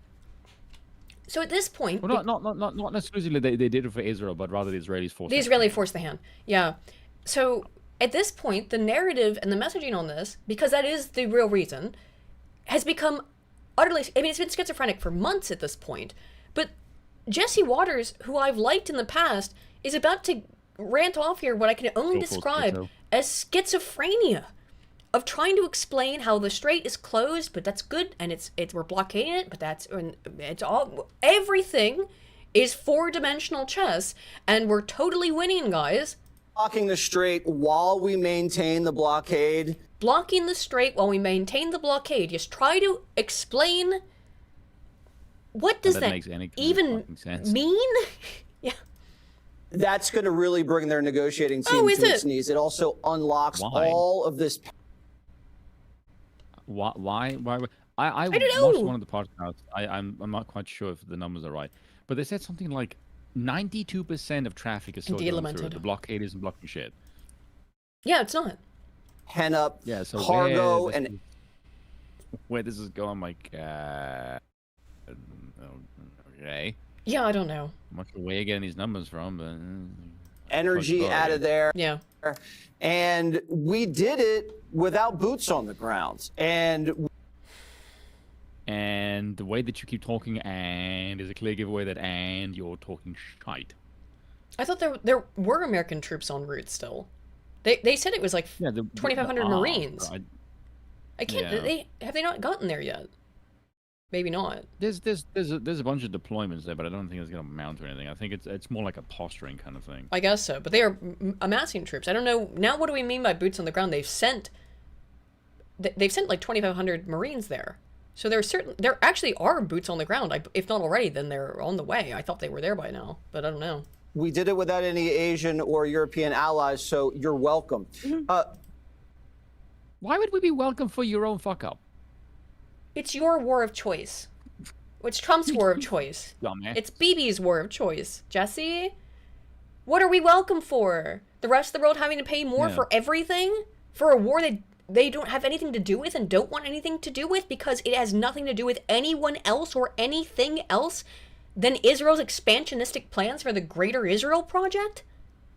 Taking out a regional enemy? A regional threat? Thank you. Very, very strange thing to admit out loud, yeah. We basically sailed multiple guided missile destroyers straight through the gap.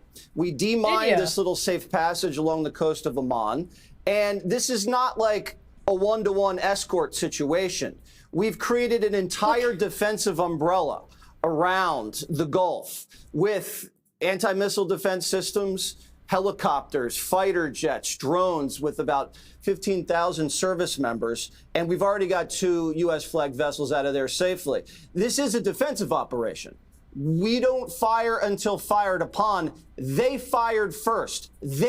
You literally started this war by firing on these by Iran. Can you believe the audacity to say that? Yeah, dude, they fired first. Your level of lying is just like, my God, it's brazen as shit. Yeah, I don't think I think Jesse, he doesn't even know what to say, so he's just saying things. Crazy shit. Yeah, I mean, presumably he's reading off a teleprompter, so maybe he's just reading someone else's crazy shit, or he's just going on a rant, one or the other. Either way, it's nonsensical.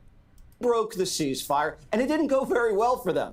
Did it? 6 of their fast boats from the Mosquito fleet wasted by Apaches and Seacraft helicopters, and then also a bunch of missiles and drones they shot out, all of them intercepted. They threw some missiles over to our buddies at the UAE, almost all of them intercepted. There's a small fire at an export terminal. I think it's going to be okay.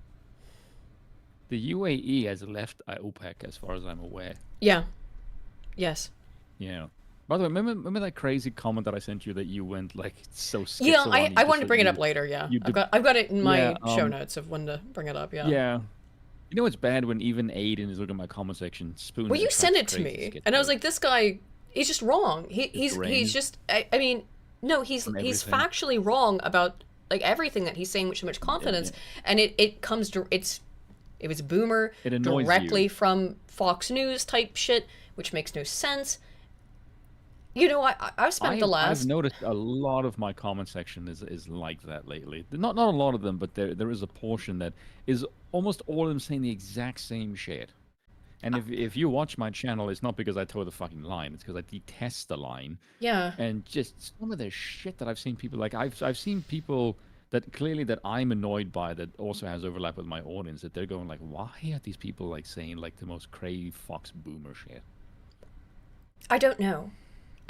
It's look, what I've always done. Actually, now that you say that, I have a theory. Yeah. Because I was talking to Blam Blast about this a while ago. Because I said, yeah, because we were talking about, has politics become kind of boring?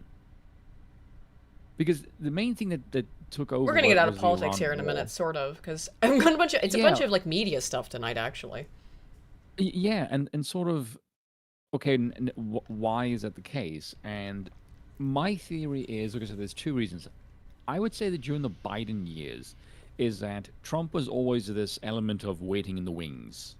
And so there's always like, and it doesn't matter how bad it got, there's always this, the potential of Trump coming back is a boon. Yeah. But now that Trump is here and fucked up, now there's nothing in the wings. Now there's just this emptiness of, now we're just fucked. And because there's nothing in the wings, there's just this element of just like almost like, I don't want to say doomer pill, but just everyone is now bored, really. And as far as the why are these people just towing the Fox News line, I'm under the impression a lot of those people are content creators, and their main element was always just hating the left because of drama, and that's the some thing of that that is sells. But and now I think it's just because they just need something to fucking talk about. Maybe. However, if you would like why regular people who aren't involved, who have no financial gain in this, although there is a financial aspect, but that goes into what I write about here, like people who donated to the Trump's campaigns and such. My new video on this is done. It's fully edited. It'll be live Monday, which will explain a lot psychologically what's going on with these people, why they can't let go of Trump, why they all have suddenly become boomers. It's because Trump became a boomer neocon, and so they all became boomer neocons. And there's 70 years of data that backs up that happens consistently because of an avoidance of psychological reactance. Not psychological, excuse me, cognitive dissonance. 2 of the most commonly said series of words in psych research, not reactance, but cognitive dissonance, which is a feeling of psychic pain that occurs when people's current beliefs, attitudes, actions are not aligned with their previous beliefs, attitudes, and actions. And because these things are discordant, you have to square that circle somehow. And what people will do is reinvent who they are and become boomer neocons, the exact same kind of boomer neocons that they've spent the last, in terms of content creators, 10 years railing against in about 5 minutes flat. And then be confused why you're confused about it. Yeah, I just found that entirely. I said in a video, the only way to discuss politics in any genuine kind of sense is to do like what AA or Scrum does, which is just, you are not part of the narrative, you are not part of the power apparatus. Democracy is fake and gay. It is fake and gay, You are not an author. You are just part of the story. Because the only way is to divorce yourself and just realize, hey, look, there is an elite. You are not part of it, and we are still ruled in the exact same way. Everything you see is fake and gay. So just tell people what you think, how the story is going to develop, absent of your own input, which doesn't exist. Indeed. That is the only way, Indeed. because then you can't play the faction war thing. Because the faction war thing is where you get fake people, or people who just think they're either paid off or they're schizo. Well, I mean, the Especially with the faction shit thing, that comes to right it now. actually makes people retarded. There's no other way for me to say it other than it makes them fucking retarded. It makes them believe things that are incorrect, that they know are incorrect, but they will still go, But it makes me feel nice. It makes me feel nice, yes. Essentially. Okay, but if Iran continues to escalate, we can climb the escalation ladder. We can do it all day. It's not going to end well for them. Right now, How's it going for us? Seriously. How's it going for us? now, Operation or Project Freedom looks really savvy, sophisticated. Oh, does it? And the No, it oil doesn't. markets are It doesn't. going to love By it. the way, No, he's already flip-flopped on this, what he's talking about here, a couple of times. I'm not surprised. This corners their negotiating team, and it will it doesn't. really put the president in a great position when he goes to Beijing in about 10 days. Well, Unblocking it's not going to. How? It's because it's not. I don't even know No, what I just Jesse was wanted to talking know about there, honestly. How is He any might- of that even true? He was just bullshitting. How is it going to put Trump in a better position because of what? He's not. By the way, here's the ceasefire. Here's why. Well, one, the United States is out of munitions and needs to resupply. But it also, at least according to Trump, means that he doesn't need Congress's approval for the war if it's in a ceasefire. This doesn't hold any, I think, legal standing or capacity. I'd love to hear one of the law tubers' opinions on this. But I think it still goes to Congress just because you're in a ceasefire. A ceasefire only occurs during a what? Oh, war. You have to be at war to declare a ceasefire, don't you? Trump has told Congress the U.S. hostilities with Iran have terminated during an ongoing ceasefire, as he argued he did not need to meet a deadline for legislative approval of the war. Sounds like some sneaky shit to basically say, yeah, I don't, are you just going to keep I don't doing need this, to I follow guess? the rules Trying to of find a Congress. little loophole? Because I don't know how long that works. Fuentes argued this as well, that Trump would just do some shit like this. Yeah, I mean, like, look, here's my loophole so I can try to get out of Congress being able to actually vote on this. It's actually ridiculous. It's slimy, skeevy shit. I don't like this. This is, and again, if there was any benefit, any reason for the United States being there, other than at the behest of Israel, I could maybe try to assess it otherwise, but it's not. That's the purpose for this. That's the purpose for trying to find a way around Congress approving of the war, is to say, well, we're not at war. And I'm sorry, but the same phrase has been ringing in my head, not just tonight in this discussion, but for the last month and a half, which is, of course, Oceania has always been at war with East Asia. That's all of this shit. It's actual, like, insane Orwellian type doublethink crap. Oceania has always been at war with East Asia. Iran has been at war with us for 47 years. Yeah, that's actually not true. I don't know where the hell they're getting We're that shit from. at peace right now. We've ceased.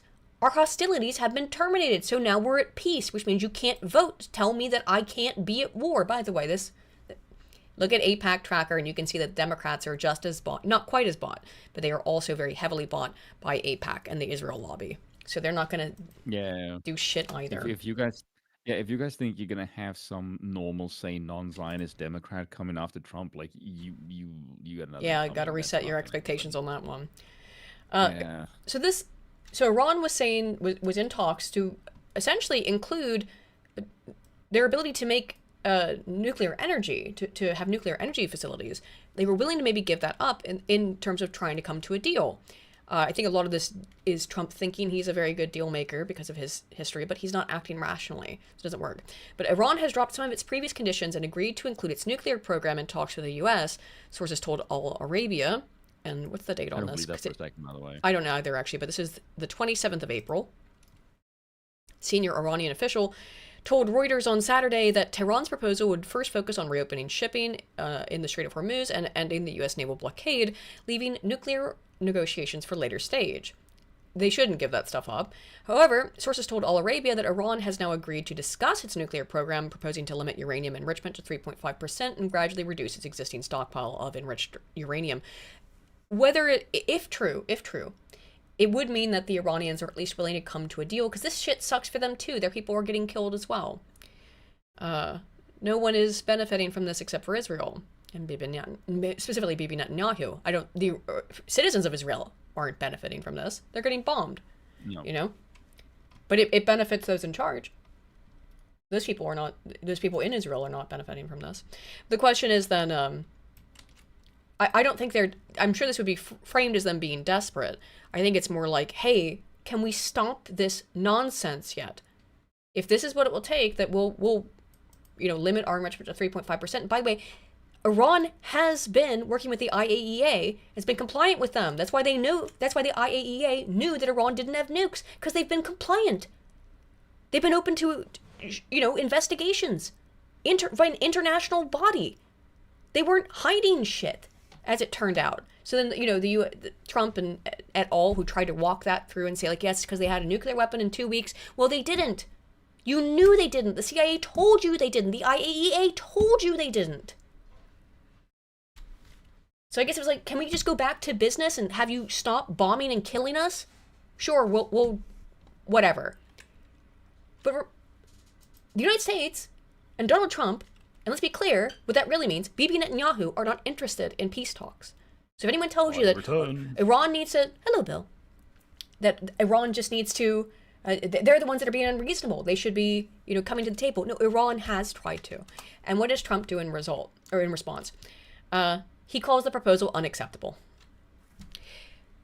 And who did he say that to, though? The Israeli media outlet, Kan News. He said about the proposal, I studied it, I studied everything, it's not acceptable. The president also spoke about Netanyahu's corruption case and said the Israeli prime minister should be pardoned by President Herzog. Trump told a Kan News reporter... So that's basically just saying, oh yeah, he's 100% guilty. Yeah, more or less, right? Pardoned, you're not guilty. He also told a Kan News reporter, tell your president to pardon Bibi's... Pardon Bibi. He's a wartime PM. They wouldn't have Israel if it wasn't for me and Bibi in that order. You want to have a PM that can focus on war, not focus on nonsense. Well, there's a damning sentence if ever there was one. Why do you think I included this one? I couldn't believe that. Everything about the exchange is insane. They wouldn't have Israel if it wasn't for Trump and Bibi in that order. What do they mean by Israel then? They mean a specific thing, right? They mean the modern state of Israel, which is a warmongering, terrorist organization in terms of its that commits war crimes. Well, Trump, essentially what he's saying is that he takes responsibility, ownership of the atrocities in Gaza. He takes ownership for all of for the bombing of Lebanon. He takes ownership for all of that. You wouldn't have that if not for Trump first and foremost. Killing of innocent Christians in Lebanon. Trump says that's him first, by the way. You wouldn't have that without him. Well, maybe we don't need you then, huh?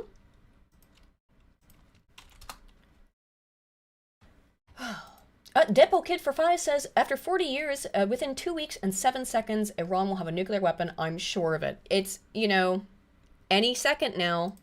Any second now. It is. That is basically how it works, yes. So, in terms of them having no military capacity and all this other stuff, Iran has hit a U.S. warship, just as of 2 days ago. The state media that the No, I mean, it's funny in a morbid way, yeah. U.S. warship has turned back from the area Oh, I should say allegedly, because the U.S. denies that this happened. of the Strait of Hormuz, and that according to Iran's Navy, it's prevented the entry of U.S. warships into the Hormuz area, according to state television, going on to add that 2 missiles hit a U.S. warship near Jask Island after it ignored Iranian warnings. Now, this is being reported by the Fars news agency. That's state media in Iran. I cannot, at this moment, independently verify that for you. But this is what we're hearing from the Iranians. We've not had any response as yet from the Americans. You notice how it didn't say that the Iranians said they hit a warship? They did say, yeah, that's true.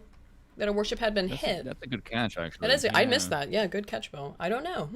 This to me sounds more like Iran probably said, like, Israel's doing that Liberty thing again, and was reporting on it, and they're now twisting it to sound like it was an admission of guilt. Maybe, huh?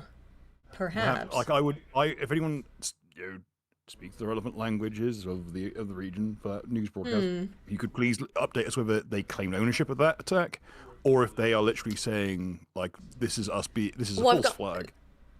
I've got more information on it because the U.S. has denied this, that anything was hit.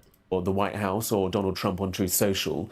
I'm sure we will either get their version of events or a counterclaim in due course. But at the moment, at this time, Iran is claiming via state media, the Fars news agency, that 2 missiles have hit a U.S. warship near Jask Island after that warship allegedly ignored Iranian warnings. It says, according to local sources, Fars news agency, it does sound like they're taking the warship ownership of it, turned though. back from the area, and Iran's Navy is being cited as saying by state media that it's prevented the entry of warships in the Strait of Hormuz area. They are taking ownership, yeah. That's according to details being broadcast on state television. This comes, of course, as Donald Trump has said that the United States would look to undertake an operation that would ease the passage of the commercial vessels through the strait. If you look at this map we're showing you at the moment, the Strait of Hormuz is that kind of peak of the curve there between Oman and... It looks... I mean, there's some more activity, but it's still quite sparse. Again, there's some countries that Iran is willing to work with, yeah, because they didn't attack them. The coastline of Iran, on either side of those dots are the vessels that are at anchor. Donald Trump saying that 15,000 US troops will be utilized to enable the passage of these vessels. He's Remember, no boots on the ground. 50,000 US troops. 50,000? Claims that it's for humanitarian bases, although analysts and experts claim that there's perhaps a different rationale behind that. You think so? Yeah, I wonder why. You think so? Can't imagine what it could possibly be. So U.S. denies Iranian report warship was struck by missiles. U.S. has denied that. U.S. Central Command said in a statement, no U.S. Navy ships have been struck, and forces are enforcing the naval blockade on Iranian ports. Came after Fars, the semi-official Iranian news agency, said 2 missiles hit a U.S. Navy boat sailing through the strait after ignoring a warning from Iran's Navy. CENTCOM later said that 2 U.S.-flagged merchant vessels had successfully transited through the strait. Earlier, Iran's military warned that it would attack any foreign forces if they entered the strait, especially the aggressive U.S. Army. Speaking to Reuters, a senior Iranian official said that Iran had fired a warning shot against a U.S. warship to prevent its entry into the strait, adding that it was unclear if there was damage. Iranian media, so that may have been all it was, and they were just hyping it up because it is their state media. Iranian media also, although I am more prone to believe the Iranians than the United States at this point. Yeah, this is what AA said. Yeah. Just ignore everything the Americans say because they lie constantly, and everything Iran says is true. Which is not far from how it actually is. Yeah. Let's see.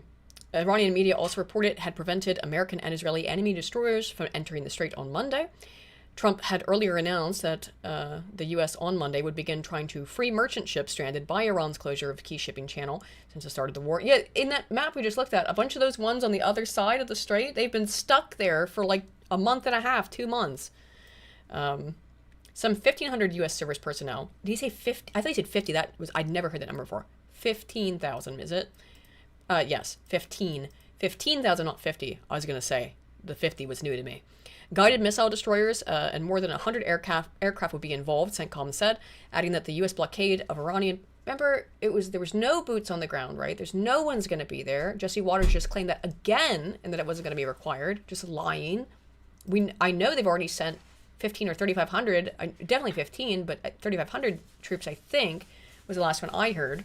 But apparently 15,000. CENTCOM later said 2 U.S. flagged merchant vessels successfully transited. Oh, sorry, got that. American forces are actively assisting efforts to restore transit for commercial shipping. You know what you could do to facilitate that? End the bloody war. How about that? Take them up on their deal. They say that they're going to stop, they'll limit their enrichment of uranium. Take it then. You don't have any interest in this. It's not about that. It's not about anything but Israel and Bibi Netanyahu's insane plans. This is not being done with the benefit of the American people in any way in mind. It's at the end of their priority list. Crazy. This is still going on. And it's gotten to the point now where like the flip-flopping is happening within hours. And that's happened for a long time with Trump, but Trump at 10 o'clock in the morning, we're launching the blockade project in the Strait of Hormuz, which will be 100% effective at preventing any ships from passing. By 10 p.m. at night, we're launching Project Freedom, which Jesse mentioned there, to guide ships safely out of these restricted waters. Within 12 hours. To them, but Whoop. they don't even know. Oh no, did Brave crash? Uh-oh. It did. 1 second. Brave has a tendency to do that. Dun, dun, dun, dun, dun, dun, dun, dun, dun. There we go. 1 sec. Oh, that didn't work. Hey, come back. There we go. Okay. We do apologize for the delay. Yeah, there we go. It's just Trump's statement on it real quick. Blockade that's 100% effective. And No, it's not. they're getting no business. It's not, As you know, objectively, they're yeah, not doing empirically. well economically, financially. They're not doing any business because of the blockade. They want to make a deal. We have been speaking to them, but they don't even know who's leading the country. They're in turmoil. One, they do, and two, if that were true, maybe you shouldn't have killed their leader. I Who are don't you know. negotiating with? Yes, who are you negotiating with is the good question. Thought you killed all of them. Who are you talking to? Whose deal did you deny? Who did you reject? We'd like a deal, but we don't know who we killed. Like, We want a deal, but we don't know who to talk to, but we are talking to them. None of this makes any sense. That thing that I just mentioned, the Project Freedom, Trump pauses Hormuz plan 50 hours after he announced it. Trump declared on Sunday that Project Freedom would begin the next morning in an attempt to unblock the crucial waterway, which Tehran effectively closed since the start of the war. Iran's threats to ships using the strait through which some 20% of the world... Sorry, it's always the same line, all this stuff. But 50 hours later, the president posted that the mission was being put on hold for a short period of time. His decision came on the same day that his defense secretary had declared the U.S. was leading with strength, clarity, and purpose for the benefit of the entire world. BBC Verifies put together a timeline of what happened during these days. So Trump announces Project Freedom, which is what he was talking about there. 2 ships pass through the strait. U.S. officials talk up the project. Pete Hegseth talks about it. Then Trump says it's on pause. Like, it's a clown show, this shit. Within 3 God, days. It would be funny if this wasn't like an absolute fucking Barely 3 days. Two days and 2 hours it took for this to all be like, actually, never mind. The levels of flip-flopping are out of control. My flops are flipping at this point. Trump said he's going to put sanctions on China because they're buying Iranian oil, because they've always bought Iranian oil. Yeah, I don't know. They're in they're in an what? economic agreement with Iran, an economic pact Yeah, with that's- them. BRICS. Has been for a while. Actually. Yeah. Yeah. So of course they are. And of course Iran's going to continue to trade with its trading partner, China. So China, in response, told Trump essentially to fuck off. It's in Chinese, so I'll just read it. Fuck off. We don't recognize U.S. sanctions on Iranian... I mean, literally. We do not recognize U.S. sanctions on Iranian oil purchases. We will not comply with them. We have trade agreements with Iran and strictly warn Trump not to put your nose in our affairs. Tell me again, MAGA copers, that this is all about screwing over China. That this is all about teaching China a lesson. Still believe that stupid. I know. That this is all to humiliate and embarrass and ruin China. They just told Trump to fuck off. They don't recognize his sovereignty. They don't recognize the United States' sovereignty. Well done, I mean, how's it going, MAGA bros? Doesn't feel great. Remember, tell me China, again. This is what? So I gotta respect China, actually, because China's like, no, fuck all, we'll do what we want. I don't. Tell me again. This is actually about China and owning China. China has also condemned the United States embargo over Cuba. Something I'd like to point out about Cuba is that Cuba is one of very few countries, about 5 on Earth, including Iran, that doesn't have a Rothschild-owned central bank. The United States, very shortly after going after Iran, started making more aggressive moves towards Cuba. Trump said repeatedly that after Iran, he's going to go fuck up Cuba. He's going to take Cuba. Well, it's not the only thing they have been doing. Of course, there's been extreme embargoes on Cuba for forever. But now there's a straight-up blockade that's been ongoing, and even new restrictions that have been placed on Cuba. China called for the U.S. to end its Cuba embargo, calling the restrictions illegal, in a major escalation of Beijing's criticism of Washington. Does China seem scared? Is it acting like a paper tiger right now? I don't know. Maybe it is. But telling the U.S. president to fuck off, and then saying, you got to stop blockading Cuba. Criticisms come shortly after the U.S. President, Donald Trump, broadened the blockade, imposing new sanctions on any foreign firm working in the Caribbean nation. New curbs have left numerous companies in limbo. What? Fuck off, Semaphore. A Canadian mining firm said it was assessing the future of its operations in Cuba, while a Turkish floating power plant, key energy source for Havana, may now be faced to leave. Trump has vowed to replace Cuba's regime recently, promising to take control of the country almost immediately. That's what I was referring to earlier. You can't take Iran. Posturing at Cuba. I mean, Cuba's closer, sure, it's less of a threat. It's nowhere near the military power or anything like that Iran is. It's not in the same category whatsoever. However, this is the president of peace, who 3 months ago was demanding that he be given a Nobel Peace Prize.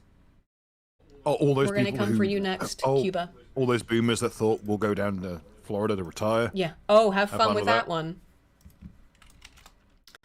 So he picks up with a fight with Cuba. Cuba's probably going to get a couple strays into your neighborhood. I got a little bit more on the Trump stuff, and then we'll move on to the media stuff, because that's kind of more fun. Trump posted this, and then the White House retweeted it. Have any of you guys played Uno before? Yes. No, my Xbox doesn't have it. Now, what Trump's holding will allow you to win Uno, but it should be pointed out that the text says, I have all the cards. How do you lose at how Uno? Uno works. If you have all the cards in Uno, you lose.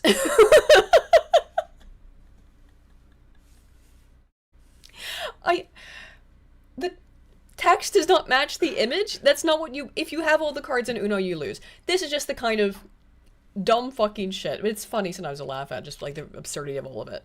And it is absurd. Everyone, even people who I think are only the most deeply entrenched people. Now remember that Trump was very, very happy to point out CNN in particular reporting on his approval ratings for this war when it started. Do you remember that, Spoon?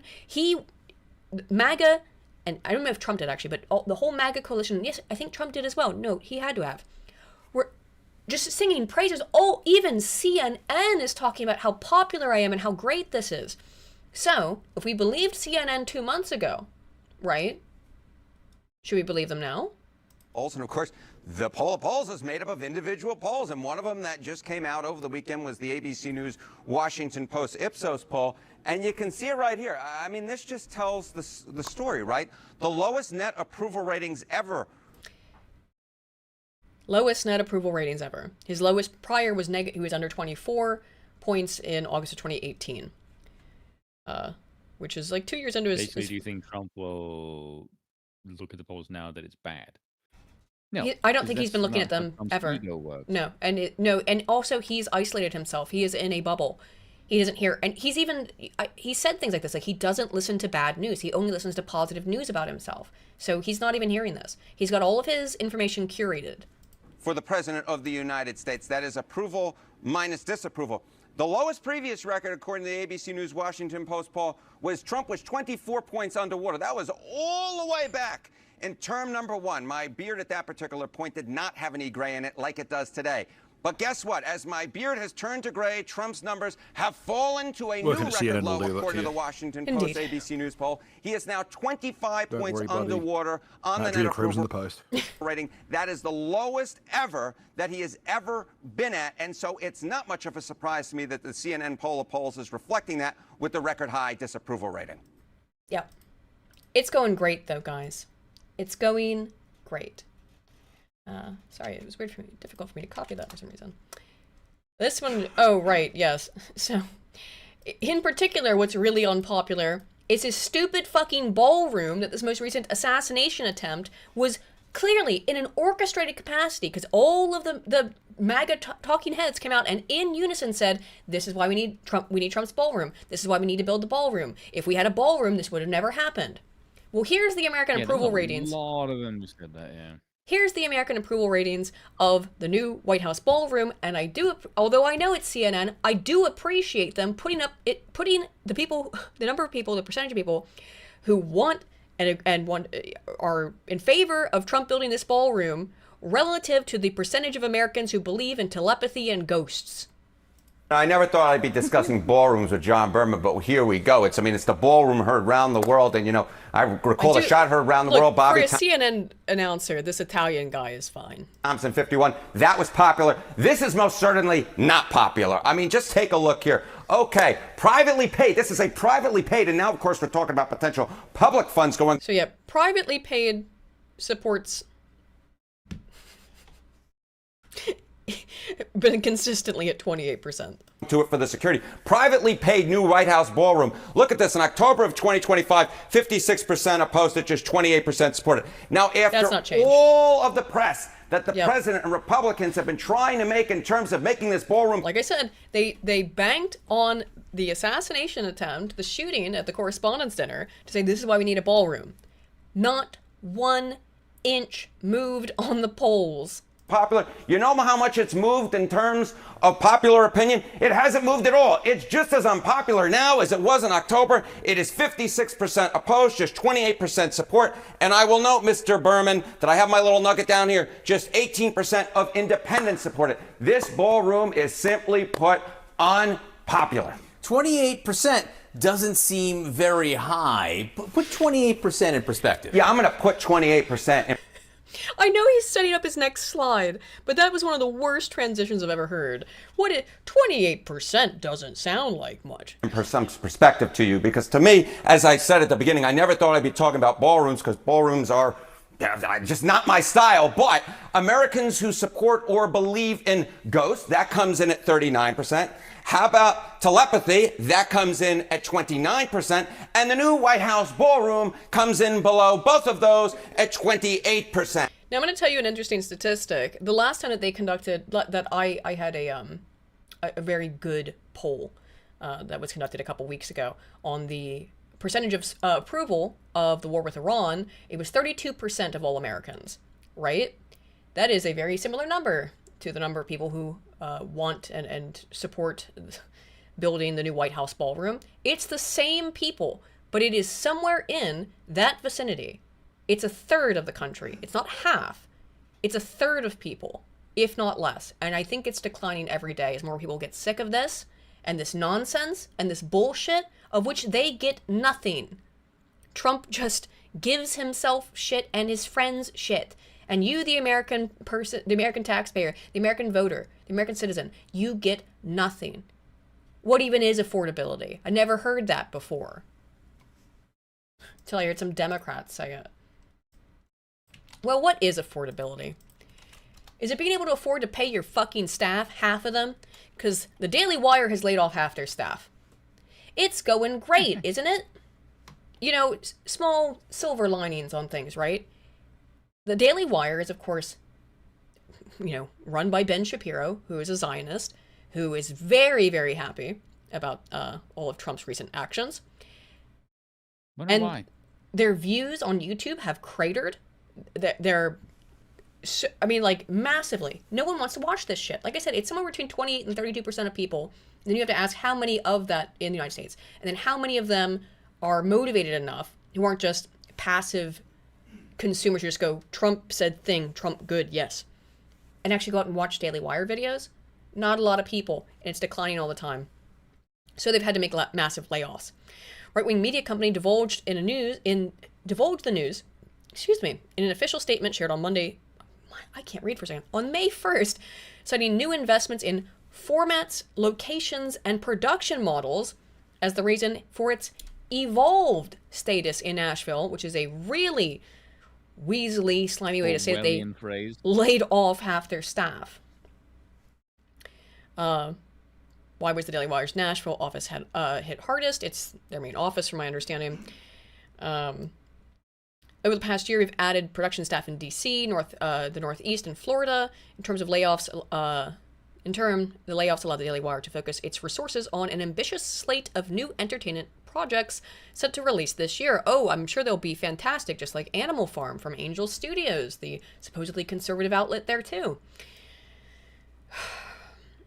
How many Daily Wire employees were let go? Daily Wire did not say how many employees were let go. However, Candace Owens, who left the company in 2024, has since become something of a political rival of Shapiro and posted a comment on X. So you do have to believe Candace Owens, but she has no people in the fucking company. And they are laying people off. That part's true. I am always skeptical of Candace, but in this instance, there's no way she doesn't know people still on the inside of the Daily Wire, right? Hearing that the Daily Wire laid off over 50% of their staff today. Maybe it was only 50% of staff at the Nashville location, for example. Maybe it wasn't their entire staff. As much as I positively despise what their execs put me and my family through, there are a lot of good people that work there with families to feed who could use a prayer. Following the initial post, Owens updated readers, saying that she heard it was more like 60%, an absolute bloodbath, she added. So again, you got to take Candace Owens, who's kind of a woohoo on this, but Mike Nealis, political strategist, former senior advisor to Kamala Harris, reported similar numbers. So apparently the Daily Wire laid off half its staff today. It comes as Ben Shapiro and other MAGA influencers have seen huge losses in engagement and audience retention, he wrote on X. Yes, the company has had layoffs today. It was always really tough. No, it wasn't anywhere near 50% of the company, wrote the Daily Wire editor-in-chief, Brent Scher, on X, responding to Nealis' claims. That's insane, and also insane thing to post without verifying. I don't know. Maybe they laid off half the staff in Nashville. You're not really telling us much by just saying that. No, they didn't say either. Could it be because it's nowhere near 50 because it's closer to 60? Because it's over 60? I don't know. That is not a precise statement. Why didn't you give the number then? I have to go use the restroom. I will be right back. But I have this. I think this is quite a long video, so I might play it here for a second. And I've already seen it. But this is Marjorie Taylor Greene talking about what it took her to get anything out of the Epstein files, right? It's absolutely fucking crazy. I will put this on and I'll be right back. Let me make sure I got the thing. Yeah. Alrighty. I'll be right back.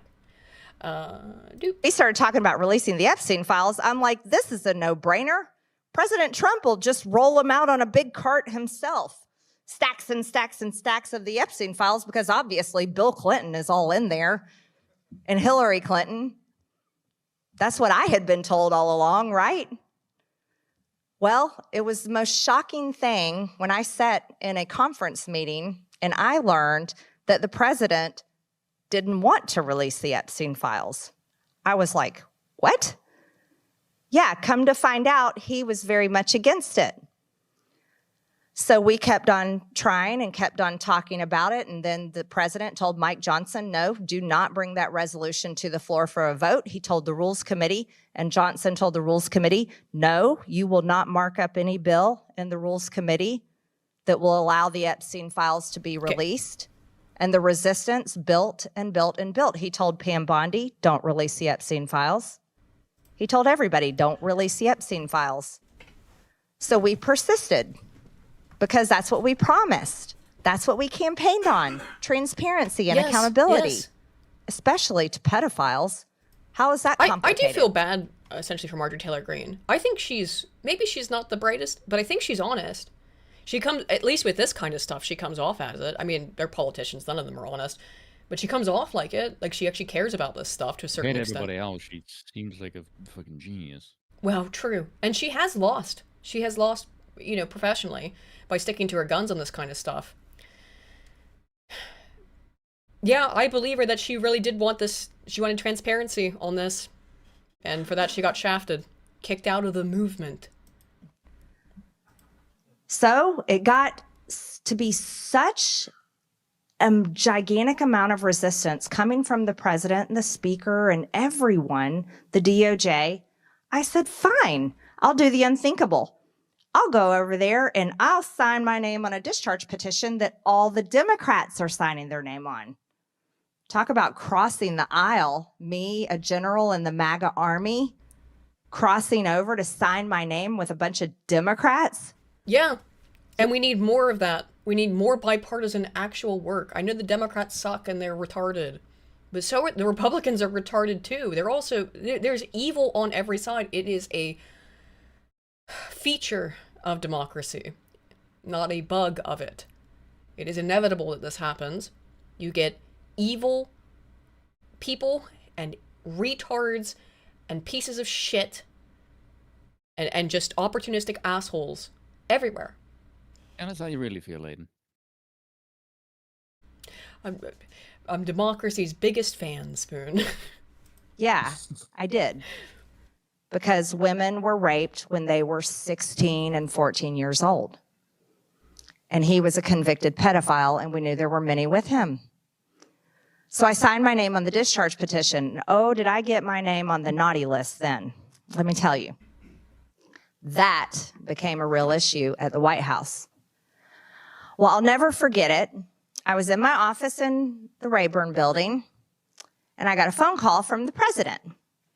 And he was at the White House, and he wanted to talk to me about the discharge petition that I'd signed my name on. And he said, Marjorie, you're going to have to take your name off that discharge petition. We can't let, this is a hoax. We can't carry this. This is a hoax. It's a Democrat hoax. I mean, you gotta believe Marjorie on this. We've got to just put this away and stop doing this. And he said, my friends are going to get hurt.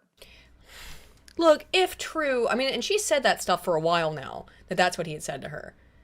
But just, it's so repulsive. Again, I don't trust any politician. I don't trust Marjorie Taylor Greene. I don't know if this really happened or not.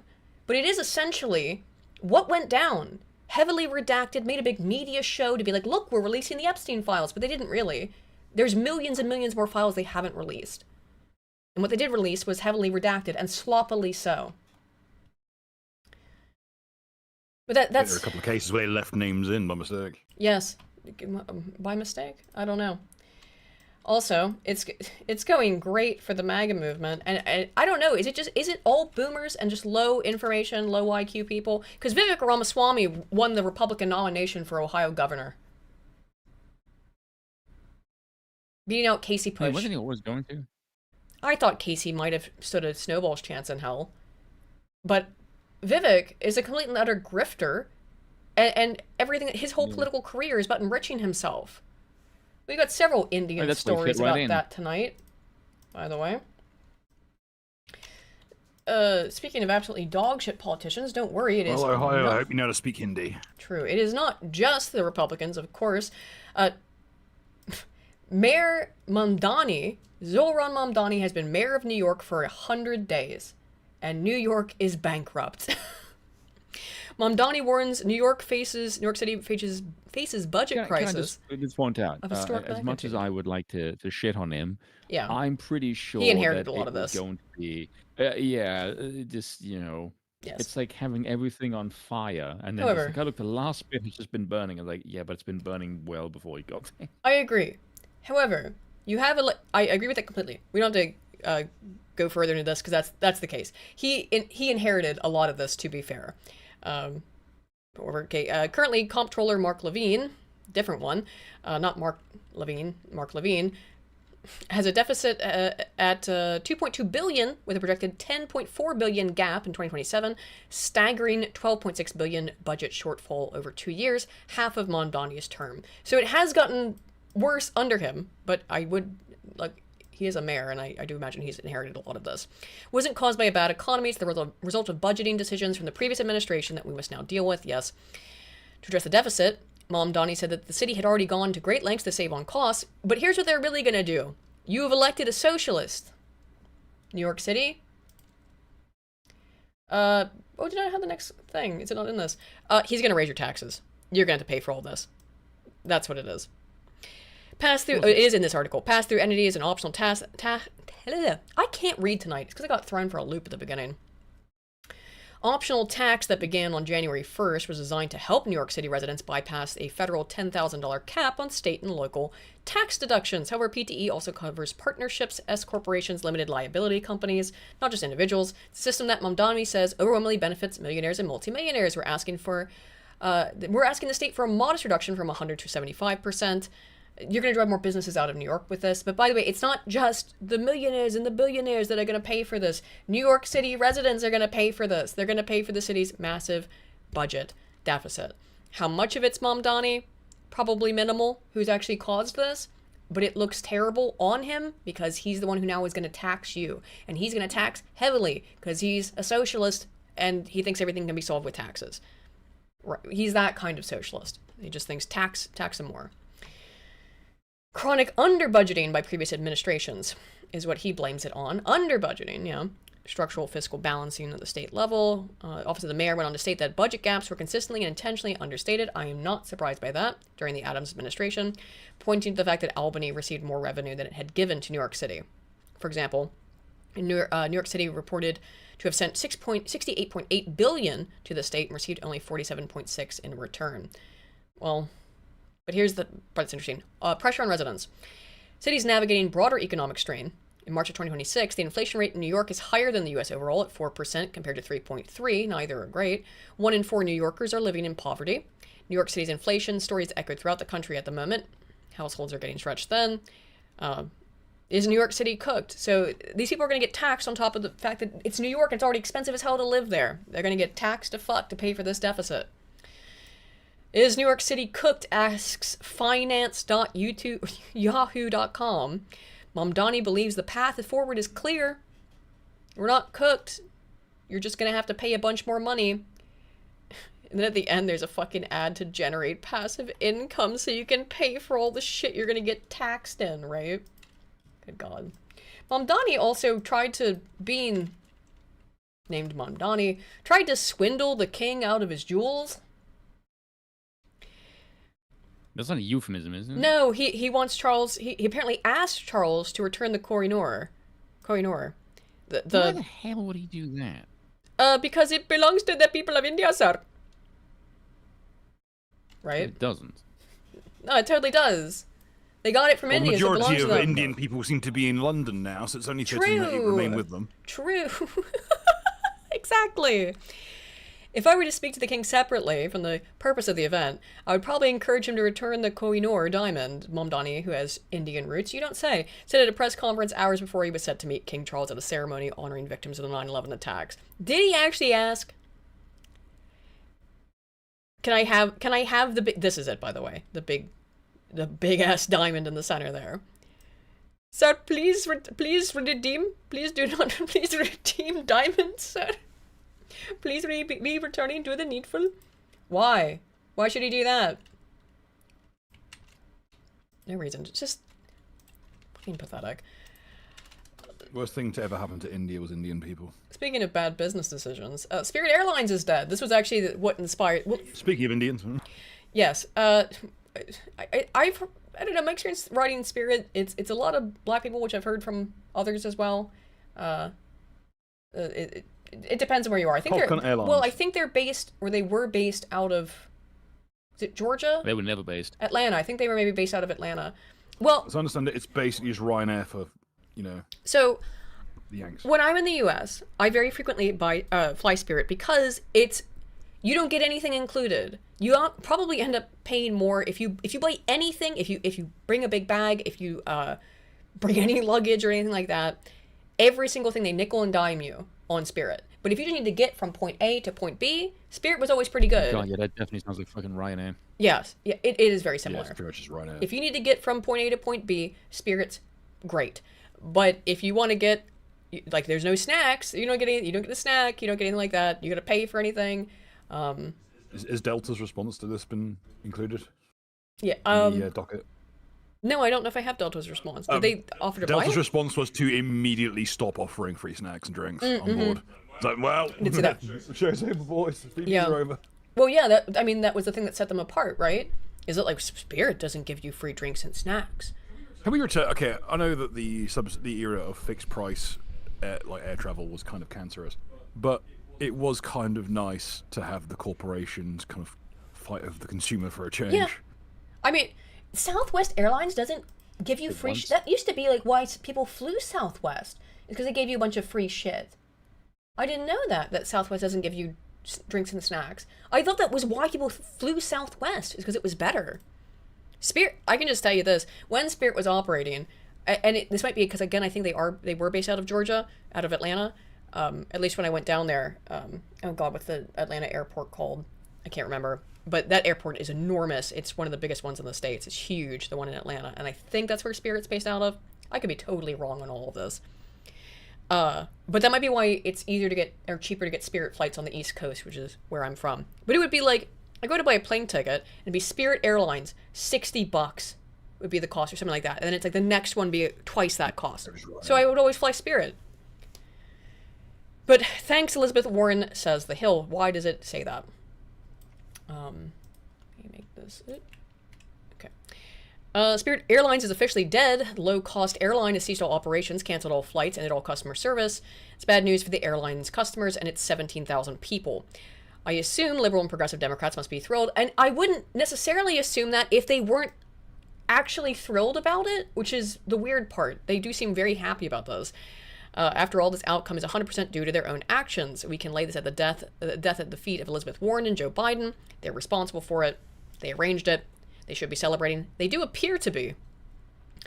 Transportation Secretary Sean Duffy gets to the heart of matter here, and he's completely correct. In 2022, Spirit Airlines knew it couldn't survive unless it merged with another airline and accepted a multi-billion-dollar deal with JetBlue to acquire the company. The deal would have saved Spirit. But Biden's antitrust division said, no, can't have that. It would lead to monopolization of the...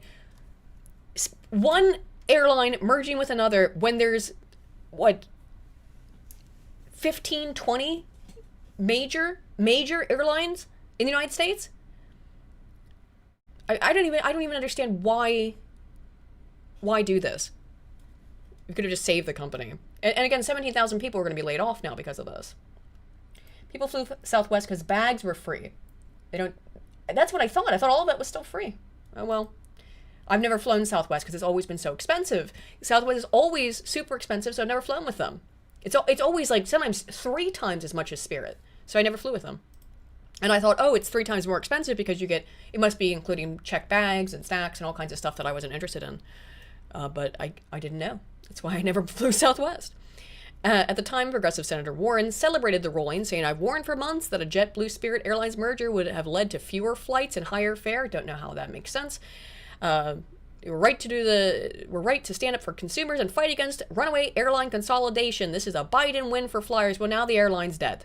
They told you it was going to die if they didn't merge with JetBlue. They died, and now 17,000 people, 17,000 Americans are jobless. Expect Senator Warren to be proud of her handiwork, but yet now she's all bashful. Look what she said on X. Spiking fuel prices from Trump's war was the nail in the coffin for the twice bankrupted Spirit Airline. For what it's worth, JetBlue merger failed because a judge appointed by Ronald Reagan said the deal was illegal. Well, You said he did the right thing, and you said it was a win for Biden. She wants to get away from this because she knows it's actually not a good thing. She actually knows that it is not a good thing for anybody that this company went under. It's not a good thing for the 17,000 employees who have been laid off. It's not a good thing for Americans who might want to fly without breaking the bank by having this budget airline existing. Republicans are desperate to shift the blame from higher costs hitting families. You're desperate to shift the blame, which, look, I'm very happy to blame Trump for the higher fuel prices, but they were going bankrupt 4 years ago. They've been working on this for years, and you shut them down and celebrated it. Well, she didn't shut them down, but, you know, Biden's administration shut them down, and you celebrated it as a win for Biden. Just ridiculous. And I do feel bad because I've flown on Spirit a lot. And of course I feel bad for, the 17,000 people who've been laid off. And for the fact that you have one less option to prevent monopolization, you now have one less option for airlines to fly on in the United States. Very cool. Now, by the way, I would not have been in favor of saving them at the cost of like a government bailout. But if all they wanted to do was merge with JetBlue, what's the fucking issue? Just putting the stick in the wheels for no damn reason. So, actually speaking of putting the stick in the wheels, they've been putting the stick in the wheels of Alex Jones, they being in corporate media, the Democrats, the left, for years and years and years. And specifically, Alex Jones owes, how many, it's such an absurd amount of money, I always forget it. Is it $1 trillion that he owes the Sandy Hook victims? How much money? Yeah, something absolutely retarded. It's unheard of. How much does Alex Jones owe Sandy Hook victims? Like, it is an impossible amount of money. Okay, it was 1.4 billion. I thought it was even more than that. Wasn't there like, it was an insane amount of money. Was it just the billion? Okay. No. I was right. 2.75 billion is what they're asking for. 2.75 trillion, not billion, trillion dollars. 2.75 trillion dollars is what Alex Jones, what the families are seeking in restitution from Alex Jones. So he had to sell as InfoWars. as imaged as the whole like AI detection systems are flagging every single Sandy Hook picture as like fraudulent, and having been AI generated, we knew that the government has had that tech since like 2003. Yeah. So this was the final episode of InfoWars as hosted by the real Alex Jones. And then something really gay happened, quite literally. And all glory goes to Jesus Christ and our Heavenly Father that leads, guides, and directs us. We commit ourselves to God in this holy fight, and we are committed. And if God stands with us, who can stand against us? And that's how I close out. So I salute. I want to play this just so you get it. Remember, I know many of you know what Alex Jones is like. He's always extremely high energy. He's always entertaining. You don't have to like the guy or agree with his politics at all, but he's a natural entertainer. He's so funny. You all, and he's so energetic. What a crew. The hell we've been through has only made us stronger. Let me ask you, would you have it any other way? No! Are you not stronger now in this fight? Yeah! I salute this crew and all the viewers and listeners to this fight, and I commit myself to Jesus Christ's hands. Amen. Cheers, Alex. God bless the InfoWar! Woo! You are the InfoWar. It lives forever. We're going to play Frank Sinatra Blue Eyes and come back with the great Tom Renz and then Jay Dyer to close this out. God bless you all. That's it. Damn. Where's he going now? He's starting the Alex Jones show, I think it's what it's called. Is it on X? I don't know. I don't know where it's going to be. I haven't seen it yet, but he's still going to be around. But The Onion purchased InfoWars, and with this, they've decided they want to keep running the show, and they're going to have it hosted by Tim Heidecker of Tim and Eric. The man who notoriously got $1 Million Extreme pulled off the air. Yes, he was so butthurt. Because of a personal beef he has with Sam Hyde. Because he's less funny than Sam Hyde. It's genuinely it. He is jealous of Sam Hyde, because Sam Hyde is so much funnier than he is. So yeah, he made it his personal vendetta to get what was it? World Peace. $1 Million $1 Million Extreme World Peace. Sam Hyde show that was on Adult Swim taken off the air, and it happened. It didn't even run for a full season, did it? And that's why the new season is not called $1 Million Extreme Tour. Yes. Presents World Peace Tour. Presents, yeah. So Tim Heidecker, that douche, tribesman by the way, he is now going to be playing. He is now going to be playing Alex Jones on InfoWars The Onion edition, and here's his hilarious monologue. But I'm going to sip from the blood of the Forsaken. This is real human blood. You can find this at the InfoWars store. This is human blood curated from the Forsaken and the sinners. All right, this is pure premium blood, tested, FDA. You working correctly? Unapproved. Yeah, even the chroma key's fucked. Look at this. What the shit? And this is just human blood. As part of my satanic ritual, I am a servant to Satan, and thank God I was able to get him and the Lord to sit down and come to their senses and get things back to before Satan was cast into hell. So I'm part of that. I'm part of the peace movement. That's that. It tastes like blood. And this is Satan giving me the powers to continue to fight. And we will continue to fight, and I cheers to you. If you have access to the blood of the Forsaken and of all the children, this is not blood. This is adult blood, by the way. Ain't no question. I made sure of that because I don't want to get in trouble. But this is the blood of the Forsaken. Was that funny? This is supposed the to be funny. Wasn't bad as far as the voice goes. The but voice, then the accent. text was shite. Yeah, the accent was fine, fine, that was but not bad. In terms of him putting on, What he actually says is retarded. It's pathetic. And understand, like, all of this, it's just to humiliate Alex Jones. The Onion bought InfoWars. Because, again, like, I know he does owe them, like, the $3 billion or whatever, 2-something billion, but they are looking for $2.7 trillion out of him. Like, just an amount of money that's insane and absurd. Yeah. But, The Onion bought InfoWars, just so they could take a big shit on him. I mean, what is funny about this? Nothing. It's cringe, though. The thing that's funny, and who it's aimed at, is that people who hate conservatives of all stripes. They hate Alex Jones because he's a right-winger, and they think this is hilarious because they can put a rainbow flag over the InfoWars logo and have Tim Heidecker do maybe not the worst Alex Jones impression in terms of the accent and stuff, but just sit there and talk about drinking human blood. To own him, it's just a fucking humiliation ritual, and it's disgusting. It's using a voice modifier, Lucian the Witch. You think? I wouldn't be surprised because he's a talentless hack. But speaking of talentless hacks, what a good segue. Banksy's put up a new statue, which where this was put up on this big plinth, there had to be government approval for this. There's no way it didn't. Which means that, Banksy, he's such a rule breaker. The government had to give him approval to do this. You know what I mean? And, of course, it represents, what is it? It's supposed to represent the flag shaggers. Oh, the people who put up England flags and St. George's crosses and things like that, and how they're so stupid they're about to walk off a cliff. I mean, it's such a complicated metaphor, guys. There's no way you could have understood it if I didn't explain it. It's so deep. Wow. It's really so effective that they put a black flag.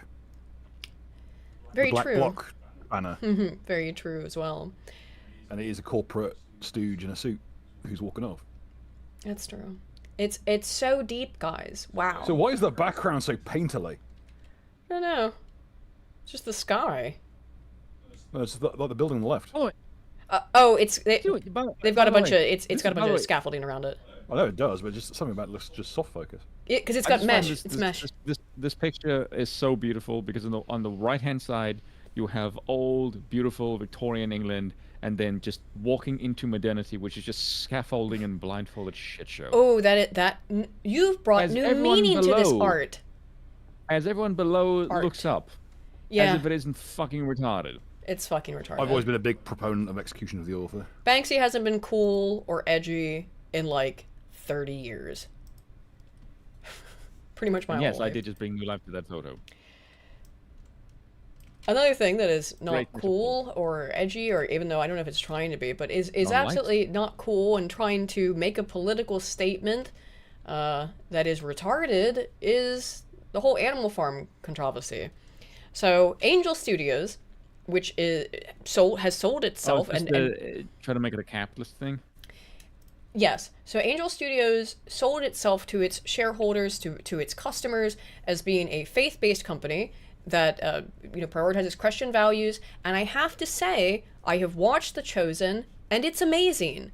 They have a TV show called The Chosen. It was their really big hit. It's a TV show that's a TV drama about the life of Jesus Christ. It's a really well-made show.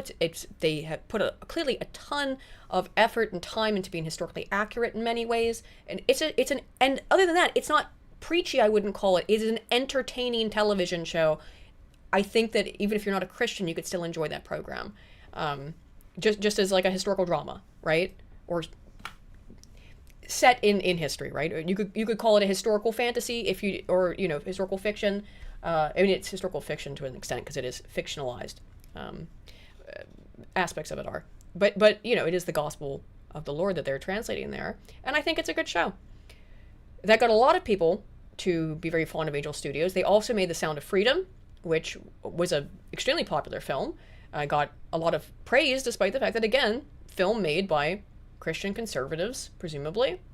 And now, after having gotten all of this acclaim and love from fans who are like, finally, there's a company, there's a media company in particular that is making stuff that's not just more woke garbage or whatever, more of the same slop. They have produced quite literally slop in the form of Animal Farm. And the way that this happened is, it seems that nobody would buy this film. They made it, or made a lot of it. They had some, maybe, I don't know how much they had. Basically, they had a pitch for a film, Andy Serkis did, and could not get anyone in Hollywood to distribute it. That should be a really big red flag. No one in Hollywood would distribute this. Normally you would think, actually, never mind, it's not a red flag. Because normally you would think, if no one in Hollywood will distribute your film, it's probably fucking based, right? Like, that's why they won't distribute it, because it's too cool. And maybe that's what went through the head of the executives at Angel Studios. I don't really know. They thought, oh, no one in Hollywood will carry this movie. We'll take it. Well, it's subversive communist propaganda, where it rewrites the entire message and plot of Animal Farm, such that the communists are the good guys. Whatever you think about any of it, that is the plot of Animal Farm. The communists are not the good guys in Orwell's allegory there. That's what they've rewritten. This is an article from Geeks and Gamers. Who wrote this? Marvin Montanaro wrote this, and he says there are bad movies, and then there are movies that completely collapse under the weight of their own arrogance and stupidity, and Animal Farm is the latter. It isn't just a failed adaptation of Orwell's classic Animal Farm. It's not just a tonal mess or misfire in casting or a sloppy. And by the way, this was an expensive film. It's got big names in it. It didn't quite come together. This is a film that takes one of the most important political allegories ever written and twists it into something unrecognizable, then dares to lecture the audience when they reject it. By the way, I don't even have this up, but they have a website now. If you went to the theater and you didn't like the film, they have a webpage that you can go to where they want your feedback, and it's supposed to be in the style of propaganda of the website shows up and has big red flashing lights on it going essentially you have a wrong opinion. I think it says directly your opinion is wrong if you don't like the film. And I get it's being tongue-in-cheek there, but the movie is spiteful. It's spiteful against Angel Studios directly, and they still distributed this. I'll get to how it's spiteful against its own studio in a minute. Complete betrayal of Orwell's message. Unforgivable and most obvious problem. Orwell's Animal Farm is subtle, putting it mildly. It is a direct, unmistakable critique of communism, authoritarianism, and the way revolutionary ideas inevitably rot when power consolidates in the hands of a few. It is sharp by design. It doesn't hide what it's saying, doesn't need to. Doesn't reinterpret Orwell's message. It inverts it. Communism is presented as the correct path, the pure idea that ultimately gets corrupted by the evils of capitalism. It is quite literally subversive. And Angel Studios decided, yep, we'll take some of that. Instead of preserving the original warning about centralized power and ideological corruption, the movie bends itself into an anti-capitalist lecture, flattening the allegory into something far more generic and far less effective. The carefully constructed parallels Orwell built are either distorted or abandoned entirely. Characters no longer represent the systems and figures they were meant to embody. Their motivations feel disconnected, their arcs hollow, their symbolic weight stripped away. Once the foundation is gone, everything collapses with it. The confusion becomes even more obvious when you look at how the film handles its central figure. In Orwell's story, Napoleon the Pig is a clear allegory for Joseph Stalin, a manipulative, calculating authoritarian who consolidates power behind the scenes. Here, the framework is tossed aside. Instead, the film reimagines Napoleon, voiced by the always irritating Seth Rogen, as something much closer to a caricature of Donald Trump. Because, of course, they don't have any other fucking ideas. It's always just, oh, we gotta have a bad guy. Oh, he's Trump. We have an evil guy. Oh, he's Trump. Loud, brash, openly insulting towards his enemies, played less as a cold strategist and more as a blunt performative figure straight out of an SNL parody. Shift doesn't stop there. By the end of this version, Napoleon aligns himself with corporate capitalist power and amasses wealth in a way that mirrors modern political talking points rather than Orwell's critique. It's not just a deviation, it is a complete rewriting of the allegory, replacing a historically grounded warning with something far more contemporary, far more shallow, and far less effective. So, film's so bad it barely exists. I'm sure he is unwatchable. 25% on Rotten Tomatoes. Get any work? He's one of the most obnoxiously boring people to ever fucking enter Hollywood. He's in Hollywood, and he's a tribesman. How does he get work, you ask? He's also really, really, really dull and talentless. Yeah, and he just sucks. Dude, boring. weed, Lamau. That's most of Seth Rogen's. And I'm going to say it. Andy Serkis peaked when he was in Death Watch as an actor. I've never cared for any of his directorial work. I'll suggest go check out the Geeks and Gamers review. I highly recommend their review if you want to learn more about the film. But I think we're just going to mostly focus on the politics of it. But Andy makes it worse. What happened is that the film sucks, okay? And more importantly, no shit. It was being shilled to an audience that would inherently hate it. Distributed by a company that is antithetical to everything that this movie is about in its subversion of Orwell's story. Which does... There is a way to dislike capitalism from the Sure. right. Yes. But these fucking people are never going to actually do that. No. So I think what actually happened is they couldn't get anyone to take up this movie. It's such a fucking stinker. They couldn't get anyone in Hollywood to take it. It was such a ridiculous idea to take the most well-known critique of communism that's ever existed and be like, let's make it into an anti-capitalist narrative, right? I think even all the commies in Hollywood looked at that and said, I don't think so. But you replace it with, though. I don't know. like capitalism. I guess communism, right? I mean, the people who made this, I don't know. I mean, I don't know. I'm guessing with communism because, again, the problem is that it's not. The problem is not communism in this version of the story. It's capitalism. Basically, so in their mind, money is the corrupting influence, but power is not. Apparently. That's fucking retarded. Well, these are leftists who made a movie that was so bad, even other leftists in Hollywood wouldn't buy it. But Angel Studios, for some reason, thought it was a good idea. And I'm wondering if, Bill and I were talking about this today a little bit, which is that, did they sell this as, oh, we're reimagining it in a way that is, what was the word you used to describe it, Bill? Do you remember? Basically trying to posit the idea that... Consumerism, right? Yeah, anti-consumerist. And how it's returning to... It's about community or something like that. That's probably how they showed it, is that, Mike, you know... This is, I've not seen their version of David. Nor have I, obviously. That was the one, which is the one I was actually intrigued by. It was like how they handled that. I know it's not very well regarded, but were they like trying to use soul as a speaking point against like monarchic and autocratic systems? Well, I don't know. And, like maybe push towards like the judge's ear as kind of like a pseudo biblical communism fucking widget. Well, I looked up the reviews for because I haven't seen the David show or David film either, but I looked up the reviews for it, and its score on like IMDb and Rotten Tomatoes and stuff is nearly identical to The Prince of Egypt, which I believe is one of the greatest children's religious films, if not the greatest one ever. So, I mean, there's not a lot of competition that are explicitly religious and about the Bible. And it has, I think it's Rotten Tomatoes or its IMDb score was identical to that of Prince of Egypt. One of them was literally identical, and the others were quite close. It was like a 79, because I was like, that's not that high, but you got people who just like, it's a religious story, so I hate it inherently, you know. That's always going to happen, understandably, I guess. Oh my god, didn't feature explosions and tits on board. There's explosions in The Prince of Egypt. You fuckwit. What, I mean, like, I don't know. Is there? Yeah, when the, you know, during the plagues. There's some explosions.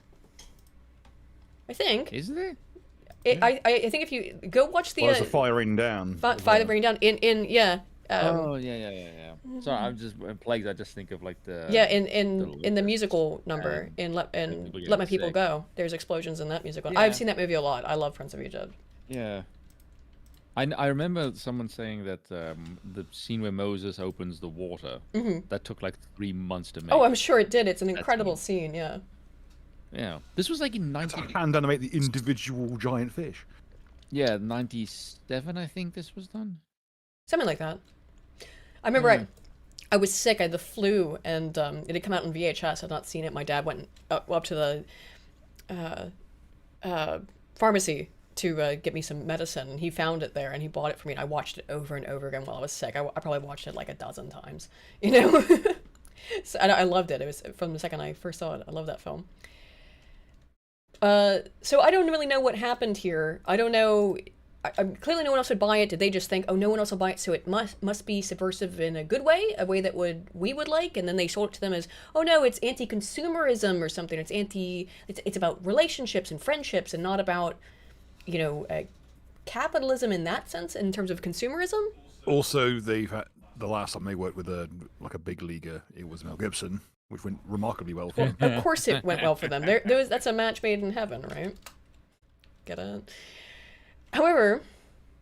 It's not the 90s, darling. You don't have to say get it out of things. Yeah. This is the... So like I said, Angel Studios made a film called Sound of Freedom. It was extremely popular among their audience, and it did very well. It was very highly acclaimed. Sorry. This company, you know, Andy Serkis, the guy who made this film, and all these other Hollywood douchebags who worked on it with him, this line is in this film that they sold to Angel Studios, who paid for this, and is now a massive flop. Come on. Hey, where'd this come from? It's leftovers. It'll go to waste. You should have this for all your hard work. No. Thank you, but it's supposed to be shared equally. There is no supposed to anymore, okay? See, the little commie pig, he's being subverted by Napoleon. I mean, like... It's literally backwards. We're free. For example, I'm about to fart right now. Wow, great. This is the sound of freedom. You are literally trying to parody Spanky from Drawn Together. It's just... That is what that is. That is a reference that very few people will get. If you've seen Drawn Together, the show, then... Oh, is that what it was supposed to be? I thought it was making fun of their previous film. No, that is definitely that Spanky from Drawn Together. So yeah, most of the script is probably recycled. Yeah, This that is probably something. Like Circus will get a couple of the lefties together, and we'll go basically do the kind of raiding Angel Media. They'll host if they're desperate for some clout. Oh my god, I've missed on. I'm getting used to this restream thing, so. Drawn Together is not dog shit. Get fucked. I've got a. How dare you insult that show? Spoon loves Drawn Together. I've got a bunch of super chats here. Rap Bartholomew Cheesington for 5 says, Scooby Jew, where are you? We've got some coin to take now. Okay, I took that one like hours ago. Did you? Oh, did you? Yes. I made jokes about it. This has been happening consistently. I feel like I'm going nuts. No, it's just probably me. I'll reference something in like an hour down the line. Aiden will reference. Sorry, because I'm reading the super chats. I must have missed them. Abubuka for 2 says, Spoon, from whence you came or other silliness. I'm sorry, it's out of context now. The great motivator for 10. Thank you so much, man. Says, money for the cheese fund. Is that my fund, the cheese fund? I do love cheese. For Bill's cheese that I used in my German food. Deadpool Grated up vintage cheddar to use for fritters. Did you eat one? It's deep fried cheese. Yes, meaning it tastes like cheese. It doesn't taste like actual good cheese, like it's what it is made from. It's lesser than the sum of its parts. Tasted pretty damn good. Deadpool Kid for 5 says, after 40 years, within 2 weeks and 7 seconds, Iran will have a nuclear weapon. I'm sure of it. Yeah, I know. And Deadpool Kid for another 10 says, obviously they were talking to the local postman. He's been wanting a year supply of Viagra, 4 goats, and a valued collection set of 80s rock and roll. That's the deal. What was that about? I'm sorry, that's like so out of context now. I'm so sorry. Thank you though for the super chat. I don't know what that was in context to now. Feel free to say it in the chat. Hopefully I can see it because it's like mixed in the Rumble and Kek and YouTube. The more I think about it, the more The Boys is The Boys more of an adaptation of Drawn Together than it is an adaptation of the comic The Boys. I suppose so, isn't it? Homelander in that is not Homelander. He's just Hero Man. And then I was watching one of Disroo's videos on this today, and his previous video he'd put out on it, one of the things he said was, well, this is awful, this movie is a piece of trash, it's subversive garbage, but at least they didn't attack the fans. And then he said that an hour after he posted that video, Angel Studios, posted this, or I guess it was actually the fan or the account specifically for Animal Farm, but they're all retweeting the same stuff, so it's clearly the same company, posted this. So Angel fans hate me? No, most don't. You passed the guild. It's a loud minority trying to silence us. Like the pigs. If you don't like it, you're a loud minority trying to silence Angel Studios. So Angel fans hate me? It went on longer. It goes on for longer. I'm glad I actually got the short clip because it's just insufferable. But what's also insufferable is not just them immediately attacking the fans, because of course they did. But by the way, I mean, Angel Studios is delenda est. Like, I don't know how they come back from this. They have... I know a lot of hardcore Christians, and that's true. Almost all of them have just said we're not touching Angel Studios ever again. Yeah. Not the Merchants Guild, Ace Detective, the Film Actors Guild, I think. No. The Angels Guild is like their distributing. That's what they meant. I didn't know what they meant by that. Okay, I didn't know it was called that. All right. So they gave it their seal of approval, which again, there's no way that movie could have gotten out without anyone at Angel watching it. They knew what it was, and they went ahead with it anyway. Maybe it was a sunk cost fallacy, and they'd already spent too much time and money on it. But what happened also, speaking of spending time on it, is that they paid a bunch of conservative influencers to shill it, and at least in the case of Redheaded Libertarian, she did admit that she hadn't watched the film when she shilled for it. So her original tweet says, I simply adore Angel Studios. I'm always happy to help and support and amplify their work. Animal Farm is geared towards homeschoolers and homesteaders. Is it really? It's also a cautionary tale, not an instruction manual, so I'm interested to see how they reveal the consequences of power. It's not about power, it's about money, as well as how closely it follows the book. It doesn't, well, yes, true, but it doesn't follow the book at all. It is the exact opposite of the book. And then you can see she types there, hashtag Animal Farm Partner, meaning she got paid to post that. Then later, Josie comes out and says, Steph called her out for this and said, well, okay, there's a little bit of context in this that's missing here too. She got real fucking mad at Geeks and Gamers and at Nerdrotic. It wasn't Geeks and Gamers, it was more Friday Night Heights, sorry.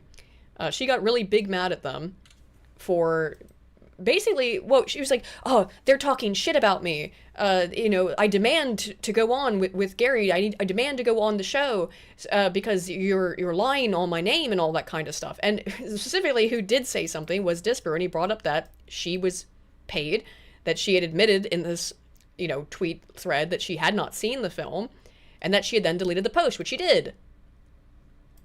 That's what she got all mad about. So that's when she then says, I never once enthusiastically endorsed Animal Farm or got paid for it. I suggest retracting this. When Stephanie, which she says here, but she's responding, she says, all he did, meaning Disparu, was bring up the fact that you endorsed the film and then retracted your statement. He talked about your actions, enthusiastically endorsing a film you didn't watch and didn't know anything about, and only push it because it's part of a certain studio and has a specific label. Then this is crazy shit from Redheaded Libertarian, saying she'd never endorsed it, and nor got paid for it. Then why did you tag hashtag animal partner? Right? Or animal farm partner, excuse me. Animal partner, something else. I don't know, maybe she's into that. She's fucking acting like a pig, that's for sure. Sow-like in behavior. Like, this is just gross. She got paid to shill for this commie slop film, didn't watch it, shilled for it anyway, then deleted her post and went, I never did that. I am being attacked. I'm being attacked by Nerdrotic. I'm being attacked by Disparu. What the fuck? Jesus, so fucking... Yes, another example of libertarians being shitheads. Yeah. Well, it makes her look so fake. It makes everything about her whole brand look really fake. All she had to do, by the way, is say, look, this is really easy. It's actually really easy. I like Angel Studios. I like The Chosen. I liked Sound of Freedom. I hadn't seen the film. I was paid to post. I just assumed, because it was from Angel Studios, that it would be a true, faithful adaptation of the book. I made a mistake. I'm sorry. I will not ever do that again. She would have taken some heat for that. Absolutely. People would have been disappointed. Now, people were really fucking pissed off because you lied about it and tried to gaslight people. That's the problem. Yeah, libertarian chilling for a comic movie is both really ironic and completely in character. Yeah. So this is an article from Wired, and they say MAGA is confused about Animal Farm. They're not confused. This is extremely, patronizing of, you just don't understand, man. But there's some interesting information in this. Right-wing outrage cycle over a movie featuring Seth Rogen making fart jokes, it's more than that, appears to have been sparked by influencers like Emily Saves America and Riley Gaines, who recently posted the trailer to the film. And Riley Gaines is one of the other major... sinners here, I guess. She posted quite a bit about the film. She was also paid to post. She's not the only one. There was a number of people, and many of them have deleted their tweets now. Who recently posted the trailer for the film. Yeah, go ahead. Before we continue, I'd also like to point out, they're saying, they're just being overreacting to this slapstick comedy. It's Animal Farm. It's meant to be a political horror. Mm-hmm. This would be like... You made it for children. It's not a children's topic. It really isn't. I would put it in the same category as something like American Psycho, in terms of cultural horrors. And I don't think admittedly there was that era in the 90s when you got alien toys and shit, but I'm not seeing any Patrick Bateman action figures anytime soon. No, it's not. I know that it stars animal. I know it features all animal characters, but it is not a story and book for children. So already the idea of making a child-friendly Animal Farm is insane. Let's make a slapstick comedy out of Watership Down. I mean, or Plague Dogs. You could make a film like Watership Down. I love Watership Down. It traumatized me, I think, as a kid a little bit. I mean, the original Animal Farm cartoon was very similar. Yeah. But you can do it, but it would be a film like that. It would be a film that would be traumatizing to children. I've actually never seen the original film. I've only read the book. In April 28th, X-Post, Gaines tweeted that the film was incredibly well done. They do a perfect job of reminding viewers that Marxism always has and always will fail, except they don't. That's not the plot of the film at all, so she didn't watch it either, presumably. Hashtagged her tweet, hashtag Animal Farm Partner, leading people to assume the post had been the result of a paid partnership. I mean, presumably, they made them all tag it with that, because you do have to, disclose that you've been paid. The Utah-based entertainment company distributing the film, Angel Studios, which is also behind the faith-based blockbusters Sound of Freedom and King of Kings, Many on both the left and right found Gaines' tweet bizarre, in part because while Animal Farm is certainly a critique of Stalinism, it's also very clearly not a full-throated endorsement of capitalist ideas. It is anti-capitalist directly. The human owner of the farm is a capitalist, and after he's overthrown, the power-hungry pigs mimic his behaviors, adopting human clothes and profiting off the labor of other farm animals. The book is ultimately less a condemnation of specific systems of governance and a critique of mankind's lust for power and blind adherence to ideology. No, it's anti-capitalist. It's directly. They subverted it, and that was the whole point, to subvert it, because evil cannot create. It can only destroy. Capitalism is just that the right-wing version of what do you do about that involves removing everyone that isn't white, because you're basically just saturating the civilization with non-white for the sake of slave labor. But you know, that's a conversation that is way above this pay grade. But it clearly did not resonate with many of Gaines' ideological bedfellows, who pounced on her for being a Marxist shill. Well, she is a shill. She is shilling a Marxist film, so yeah. Fiverr and BlackBerry welcome Aiden to their den. I don't know what that means. Promoting communism is the new gay for pay, right-wing podcaster Tim Pool tweet. Yeah, Tim, this is what was weird. What's really bizarre about this is that redheaded libertarian Josie, she's Tim Pool's employee. And Tim has been railing against this film for weeks, since way before it came out. I mean, just because she's his employee doesn't mean they're going to have the same opinion, but it seems like there was no communication there. I don't know. It's a little bit bizarre, though, that Tim has been so aggressively against this film since the first trailer of it dropped, and apparently Josie didn't watch any of the trailers even, because the trailers made it obvious what it was. Like, none of this was hidden. It was up front and in your face. This is an anti-capitalist subversion of Animal Farm. So, I don't know, bizarre. Speaking of bizarre, the Met Gala. I'm not going to spend too much time on this, but it's more of this... Sarah Paulson wears a dollar over her eyes. Shit show. It's so eyes wide shut, first of all, but also it's all this performative gay shit where it's like Sarah Paulson wears a dollar bill over her eyes to call out the 1%. The actress. Bitch, you are. Bitch, you are. She the 1%. is. Yes, but oh wow, look, I'm calling out the 1%. It's so stupid. You look like a less subtle version of the bitches from the fucking Hunger Games. She does. I mean, well, all of these outfits are disgusting. There were so many of them are, and they're just hideous abominations. I forget what Cardi B was supposed to be. Intestine. Oh, it is an intestine, yeah. I mean, it could be a hemorrhoid, but yeah, here's Cardi B as an intestine. Wow, great. This is what the rich and the famous get up to. Does anyone remember when Hollywood used to be like obsessed with beauty and class and like at least look aesthetically pleasing? It's not been for a long time. God, it's just awful. Yeah, but until Sydney Sweeney. Yes. Absolutely hideous. I mean, this is what they get up to. By the way, while Americans can't afford gas, regular Americans can't afford gas, can't afford a home, this is what they get up to. It's we're gonna trot out the red carpet and infinite adrenochrome laced champagne for this person who, up until recently, was literally drugging men and robbing them for a living, who's currently dressed like an arsehole, quite literally. All of these are like these hideous things they're wearing, by the way, are all designer shit, and they have to. It costs $100,000. That's an estimate. You're supposed to give a donation, I think, is how it works. $100,000 just to get in the door, essentially. You give as much or as little as you like, with $100,000 being the suggestion, right? Okay, before we continue, R2 didn't do. It's R2 didn't do is back, and it is how many boxes? I think you've checked them all. Have you not? Have we checked them all now? We got all the boxes checked at this point. Erin Rose Phillip, the first black transgender woman with quadriplegic cerebral palsy, signed to a major modeling agency, arriving at the Met Gala. At a certain point, someone has to ask what the hell someone did to piss off God quite that much. I mean, really, like. Then you remember, oh, transgender. There we go. Yeah. Well. Yikes. What I would like to say, I can't say on this platform, so I'll be quiet. Speaking of celebrities, are we going to go on to just Rumble? Or? No. You know, again, we got demonetized before. A lot of shit's really gay, and I'm not going to belabor the YouTube stuff too much longer, but this is why YouTube is demonetizing people. They want to turn it into, they're calling this the hashtag YouTube era. It's for, who's on this? Trevor Noah, some other people I don't fucking know, but it's Trevor Noah. I can see him right there. They want to bring celebrities on the platform, make it a platform for celebrities. Minor, you know, Z-list celebrities like Trevor Noah. and some other people I don't fucking know.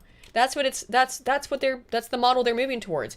Aren't you excited, guys? Aren't you excited for the new era of YouTube where it's going to be a bunch of corporate shills and businesses and brands and celebrity and all those things D-list celebrities to avoid? Yes, Brandcast is what they're calling it. Brandcast. We're 2 weeks away from it. Well, we're nearly a week away from it now. It's not going to work, though. No, it's not. People hate this shit.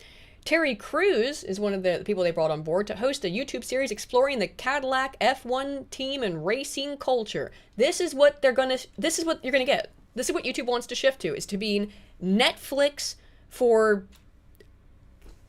low-ranking celebrities. Essentially. Who does this appeal to? I don't know. I don't know. Who does, like, the most vapid, brain-dead people on Earth who want to see a show about Terry Crews riding around a Lego car? Called Cruise Control and not called The Fastest Racist. I am disappointed. I mean, Cruise Control is pretty good, but The Fastest... that would have been Anything to do with racism, you know, the jokes write themselves. Yes. Actually, to be fair, Bill... been so fucking good. Cruise Control was pretty good. That is what it's called. Okay. Cruise Control. That's pretty good. It seems a bit pedestrian, pardon the pun. It's just, I don't know, it's got no vibe to it. It doesn't have a lot of vibe. It would have been good if you put him in a better car. Yeah, they put him in that hideous little pink Lego Barbie mobile. Yeah. Just again, like... Hollywood doesn't like to humiliate black men. No. Oh, they do a lot of that. This was pointed out also regarding the YouTube thing. So what it was is that they told me this as well. After they just summarily take your monetization away, they give you you have to wait 90 days before you can reapply for it. However, they sent this message to someone else saying, "Hi there. To receive revenue from before your channel was suspended in the YouTube Partner Program," which is what happens when you lose monetization. You're suspended from the YouTube Partner Program. "You have to ensure your account follows our monetization policies, reapply to the program, and be accepted within 50 days from your suspension." It is literally an unwinnable situation unless you can get them to unsuspend you. If you wait the 90 days to reapply, YouTube will have taken your money out of escrow and paid themselves. 50 days to be unsuspended. 90 days to reapply. This is actually evil. It's actually evil corporate shit. It should be criminal. It really should be criminal because it's just directly stealing money from people. It is directly stealing money, making it impossible for them to be able to get their own money that is theirs, that is legally theirs. It's insane. Of course, YouTube got absolutely ratioed and communicated on this.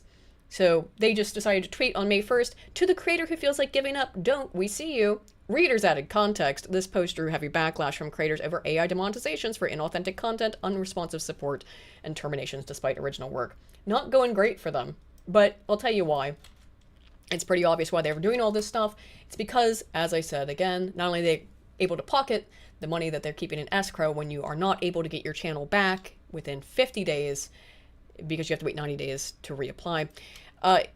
YouTube has posted being up nearly 11% this quarter. Because they're just taking people's money directly now. Isn't it great? This company's, despite me having a bit of a crash out, having a crash out at the beginning trying to get this shit to run, it's the reason why we do need to stream on Rumble and Kick.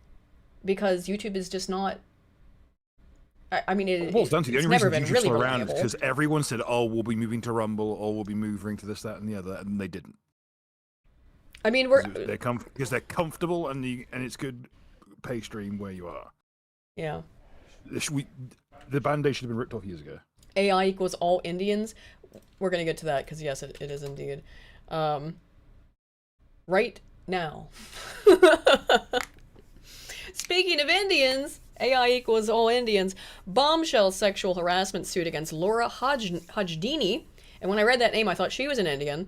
JP Morgan branded complete fabrication as John Doe is unmasked. What's that? Hajdini is Albanian. Oh. I understand it. Okay. I'm gonna grab my... Oh my god, there it is. There he is. There he is! He literally looks like Woody from Toy Story. He does. He looks like Indian Woody, yeah. So... Guess he didn't have a friend in him after all. He didn't. Can you guys read that? Because I'm not even peeking at the bottom of the screen there. Let me get it. So sources identified as. I can't even read that fucking name, nor will I bother. his name is Chirayu Rana. I'll be right back. I need to grab a drink. Don't honor it with the fucking effort. I'll be right back. I gotta grab a drink, okay? I'm almost out of juice. Indian sex weirdos, no fucking shortage of them. So he was off the faking rack the fact that he was sexually harassed. Yes, he just literally went into. He legitimately had ChatGPT write like a whole fucking torrid, like, basically rape fantasy fiction. There was no way in hell anyone would believe you were sexually harassed. Not with those bug eyes. In the pseudonym, John Doe accused a 37-year-old executive director of turning him into a sex slave by drugging him with Rohypnol and Viagra and threatening to slash his bonus. Fuck off. just no.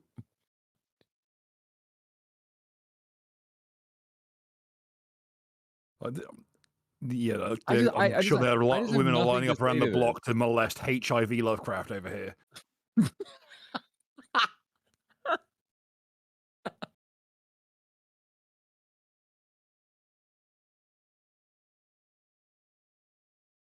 Like, good lord! I mean, look at the face over. HIV Lovecraft. Accused of making fabricated sexual harassment claims against our high-ranking executive at the bank after an internal investigation found no evidence of wrongdoing, the post has learned, which is further evidence that you shouldn't have female CEOs, because it's just going to cause like social climbing retards like this to do this. Yeah, goddamn. Between said that and the 35-year-old Rana, if it wasn't for those meddling kids, God, I believe it in a role today. She has legit left her fucking microphone hot upstairs, so I'm hearing myself, and it's fucking throwing me off. Use push to talk.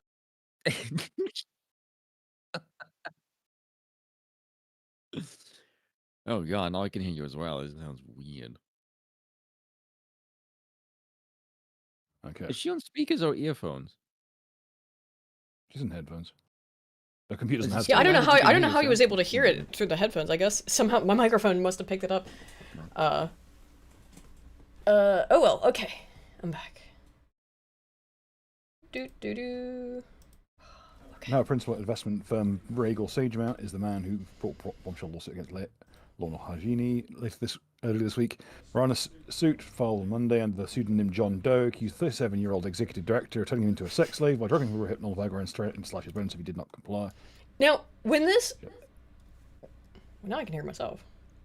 When this first came out, you sure you're talking? No, I could hear it reverbing, but it's fine now. I know what happened there. Anywho, when this first came out, and there was no pictures of this guy, and he was just a John Doe.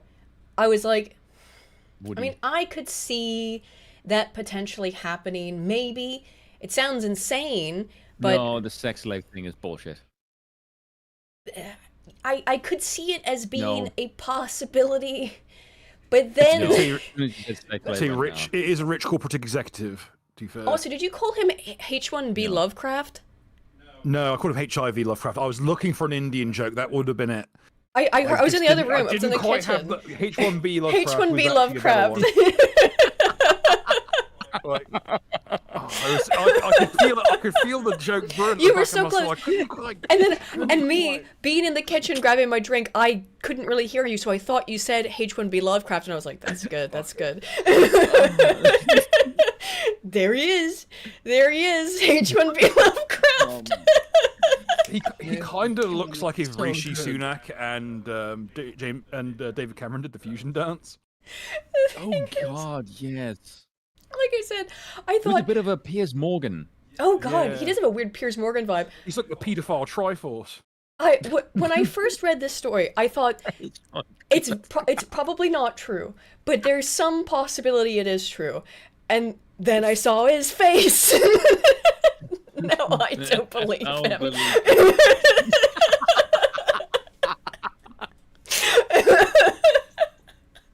Like, the whole bug people accusation in Indians really, it's holding increasing amounts of water.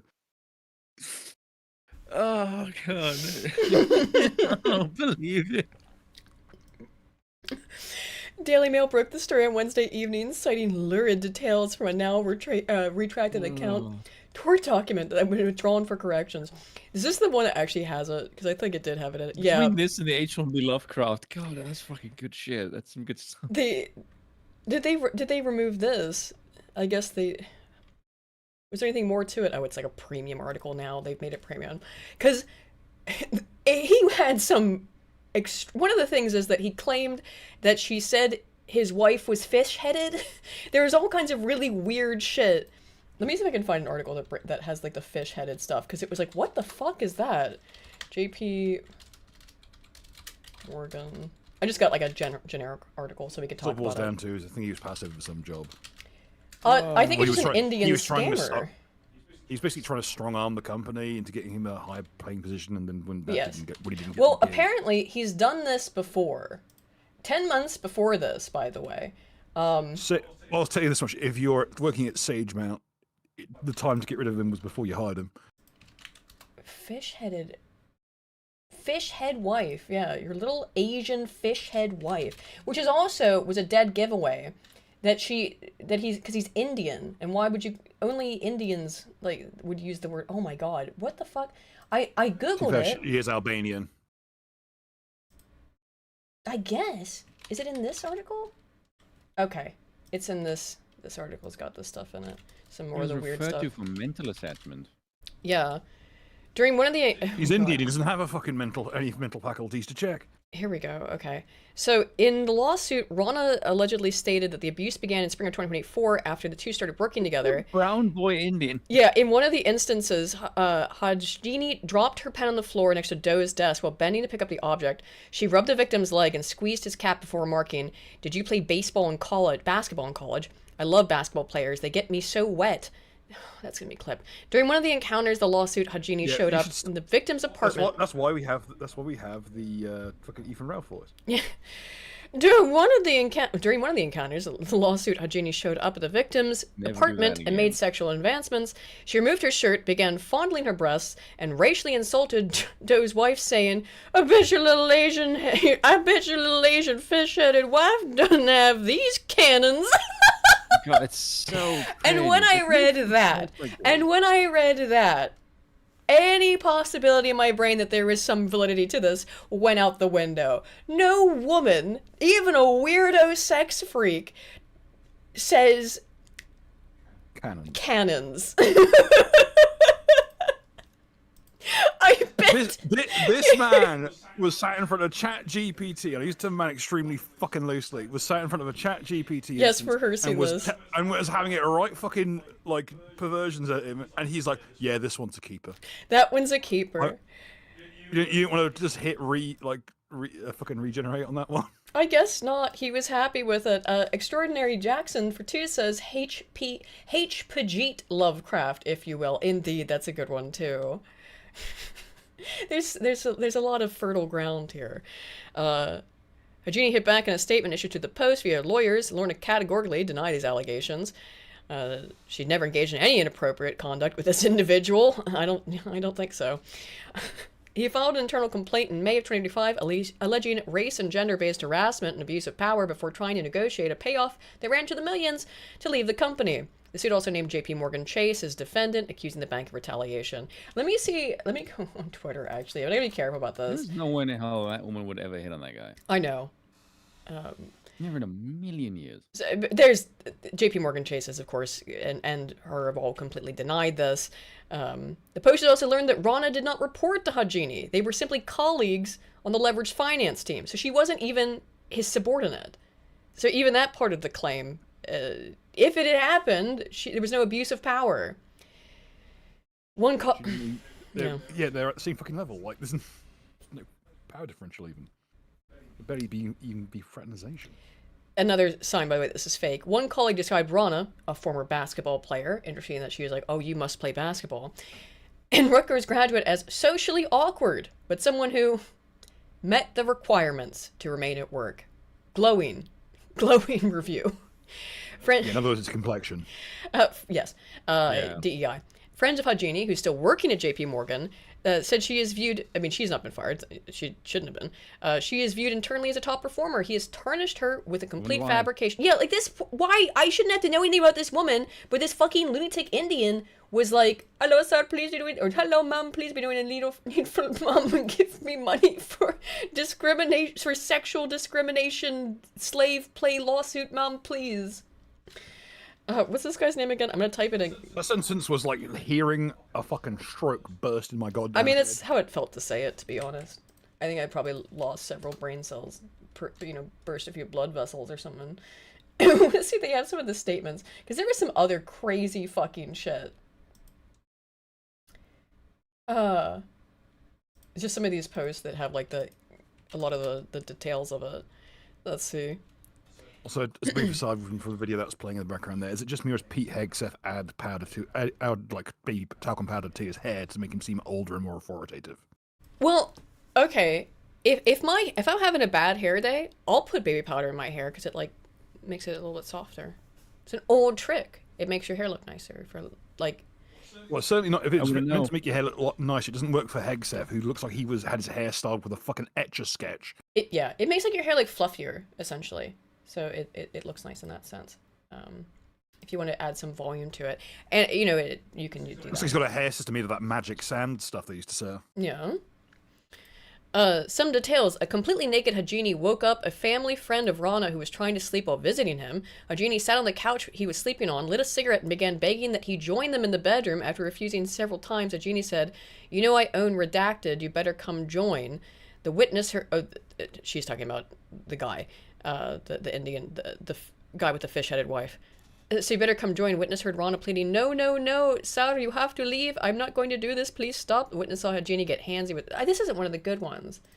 There's like some of them. I think the fish head one is fucking funny, and the cannons ones. Those are the two funniest little bits to take away from it. Yeah, let's not belabor it first. Yeah. Like, yeah, I own you, Brownie. I own you, Brownie. Yeah. Oh, that's good. I own you, Brownie. But this guy's a real piece of shit. He also lied and pretended that his father was dead. And used bereavement leave for sex slave lawsuit. So his father is quite literally alive and is responding to hearing this news that his son has been telling everyone he's dead so he could take bereavement leave. This guy's just a classic Indian scammer. Yeah. He is the archetype of the Indian scammer. Like, people wouldn't... If Indians think it's racist, put these people in goddamn finance. I know. If Indians are upset that people think that are being racist by thinking they're scammers, stop scamming. I don't know. He is still working in the industry in Sagemount. Yeah, he's still working in the industry. He's not completely out of it. He's just moved on. His father, Chaitanya Raya, spoke to the Post this Sunday saying he didn't know anything about what was happening. He hadn't spoken to his son for a few days, but supports him anyway, because of course he does, because they're all scammers. Why would he know? He was dead, apparently. Well, yeah, he was dead. He couldn't have known. I didn't know anything about it. Didn't talk with us or anything, he said. My son, he's a good guy. If I was working at Sagemount, I would make sure that this man's coffee was like 95% rat poison. Because I don't want this fucking idiot working with me, because he's a fucking ticking time bomb. In a since retracted lawsuit reviewed by the Daily Mail, Rana alleged Hajini turned into a sex slave. We got all that. But the thing that, like, just adding insult to injury. Here it is. Hold up. Yeah. They're changing the Buc-ee's logo. What? Fuck this fucking gay homeless shit. They want to change it to the Teddy's Market logo. Oh, no. Buc-ee's has filed a lawsuit against a Georgia convenience store over similar branding and aesthetic. That's all. They don't like the Teddy's Market. Okay. So Buc-ee's is engaged in litigation potentially against Teddy's Market. The beaver and the bear are set to square up. Fujoshis rejoice. But yeah, that's clickbait ass right there. Oh my god, it did. Insinuate they're going to change the Buc-ee's logo. I know. People who would legitimately go on rampages if that happened. Rana allegedly told his supervisor his father had died around the end of 2024, and that he needed to take time off to be with his family.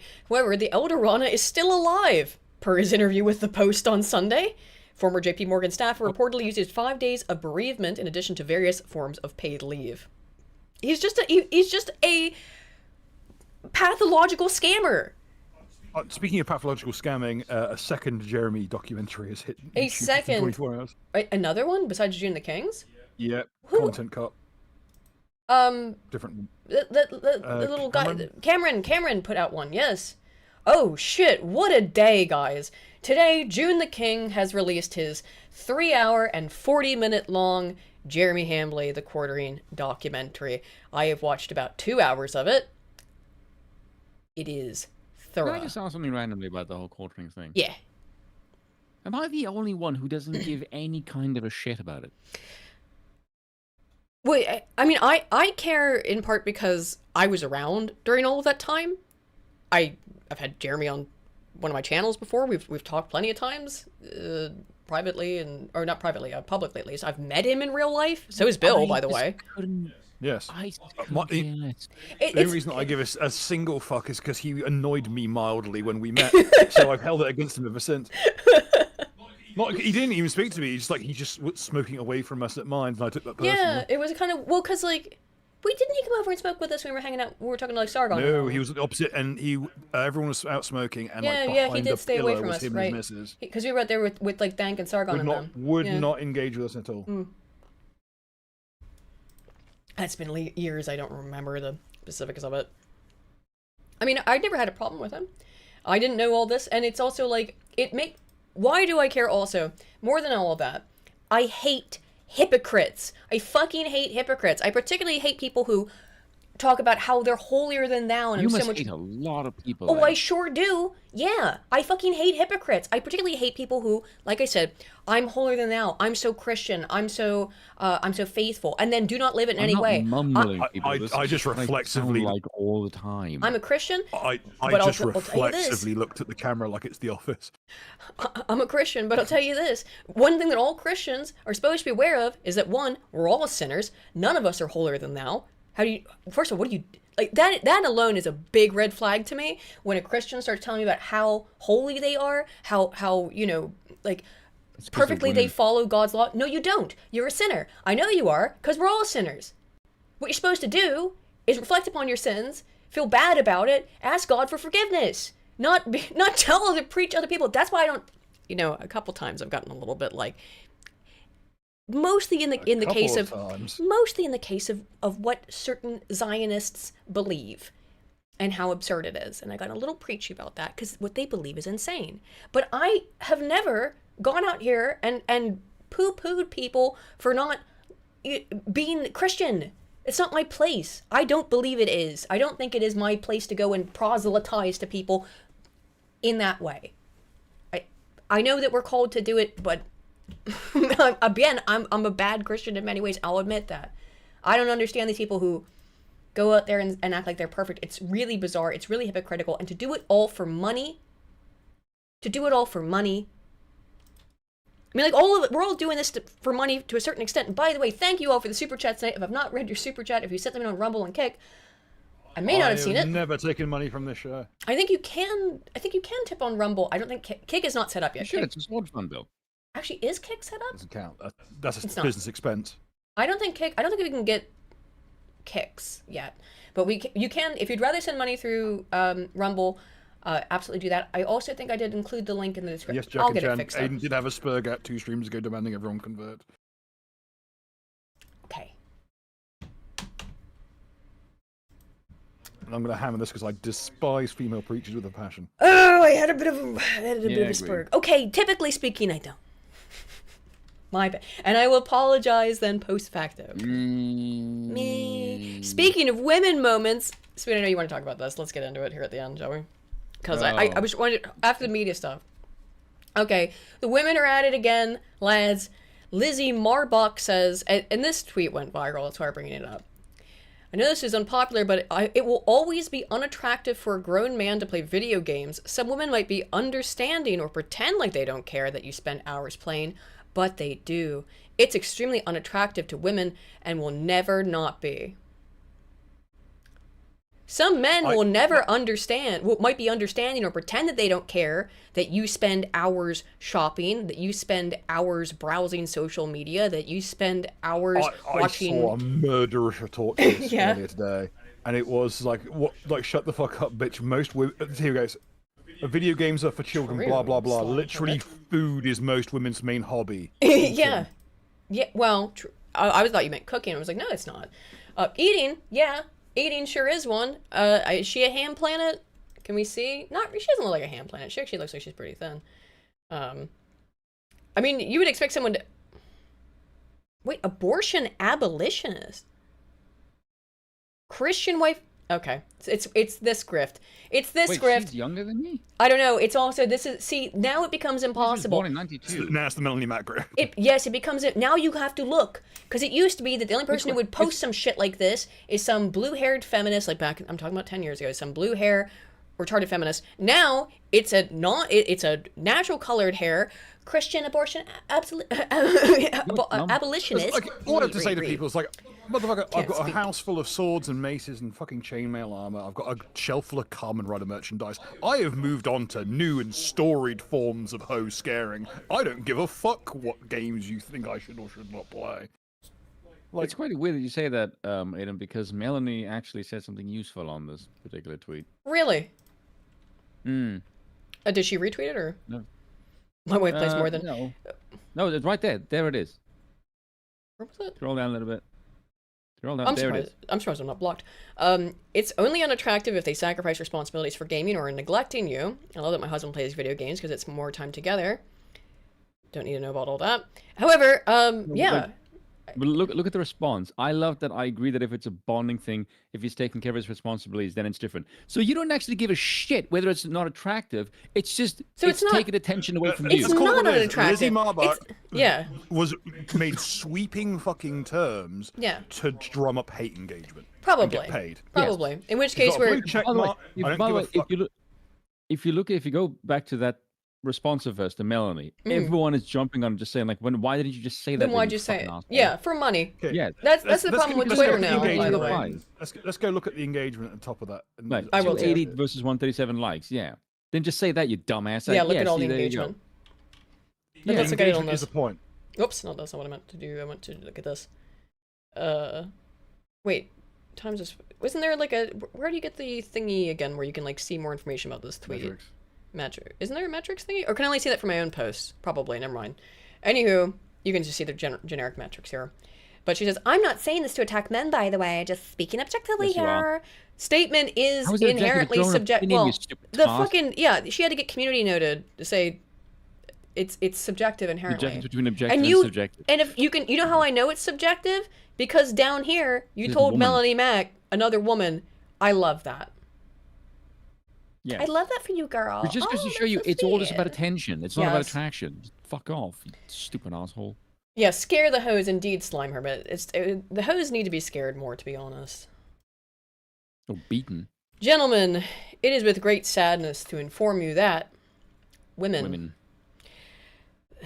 Okay, wait, I'm gonna, so there's a new art exhibit. I don't know if I can show this exactly. It is blurred. Because you got a jug set, which is probably the point. It's not blurred. It's not blurred at all. It is blurred. Yeah. But it's not. It's not. It's really not. It's not blurred. It's not blurred. Damn it! I can't show it on screen then. Fuck. It's some topless thought hanging upside down in a fucking bell like a goddamn bat. You can just see about she's going doom doom doom, like waving her naked body about to be about the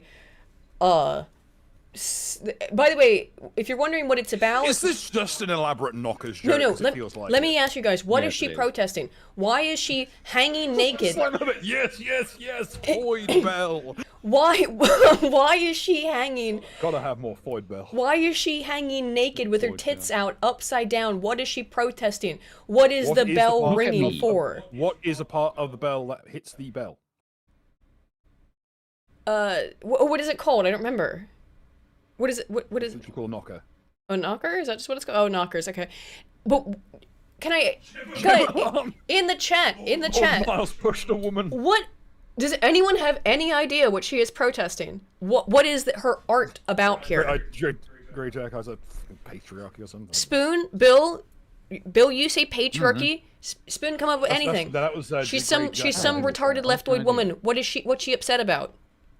Something gay and homeless. What did you say? Climate change. And Spoon takes it. Her with her serious? Yes, that's what it's about. She's ringing the bell to warn about climate change. Oh, for fuck's sake. Please save the whales by not smoking cigarettes anymore. And we're not smoking cigarettes anymore. I'll call 911 on you. Please save the whales by not smoking cigarettes anymore. I'll call 911 on you. The last 100 years of this crap, look, women are more than just their bodies. Like, no, you degenerate whores will literally undress to get attention. Fuck off.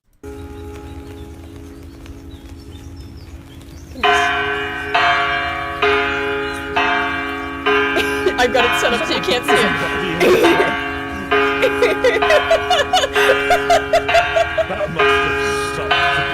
That's what I thought about. But there's no way she would actually hurt herself, so they must have like done something to make it so it wouldn't hurt. Nothing to hurt. Because that'd be a hell. That would. If it was a real bell, I got some more women news. Yeah, I understand the witch trials. Yeah. Day 5 of Laura Loomer's psychotic obsession with Candace Owens' husband. She's now threatening to rally. Laura Loomer. She's insane. She's always been insane. She's now threatening to rally. A little bit of power near Trump, and now she's just gone fucking blood drunk. Let's just read it. She's gonna rally the Juden, the high-powered Juden, and they're going to do some sort of Talmudic ritual to attack Candace Owens' husband or something. What, this genic club-footed creatures? I don't know. Candace Owens is trying to get me to post her home address so she can accuse me of doxing her. What? I'm not posting her home address. And Luma, you're accused a lot worse than that. Do not put.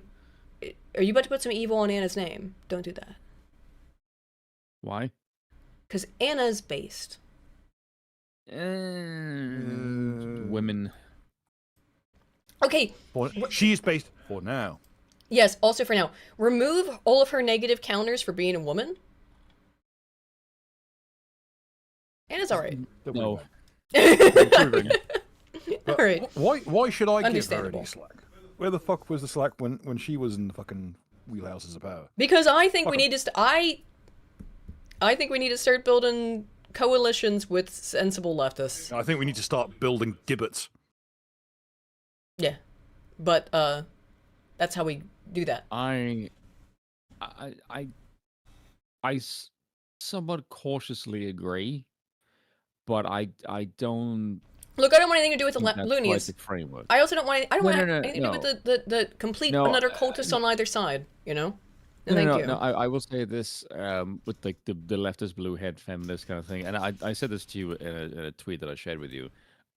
Feminism to me isn't real in the sense that it is just the current ideology of the current power apparatus, and women will just gravitate towards power no matter what the fuck it is. Like women will support any dumb shit, even if it's their own detriment. Yeah, but this is my point. Don't listen to what women want. Literally, just tell them this is what you will believe, or shut the fuck up, and they will. Why are all women?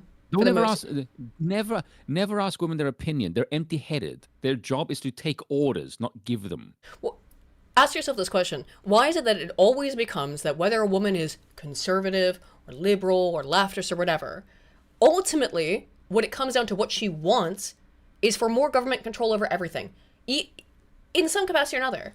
Like, even the so-called libertarian ones, eventually they hit the point where they just want the government to take control. They want the government to run things. Why? Because the government, because women are drawn towards power. We're drawn and security, authority. Yeah. And the problem with democracy and the problem with democracy, particularly in modernity, is that the government, the state, is a more powerful, more wealthy entity than any individual man could ever possibly be.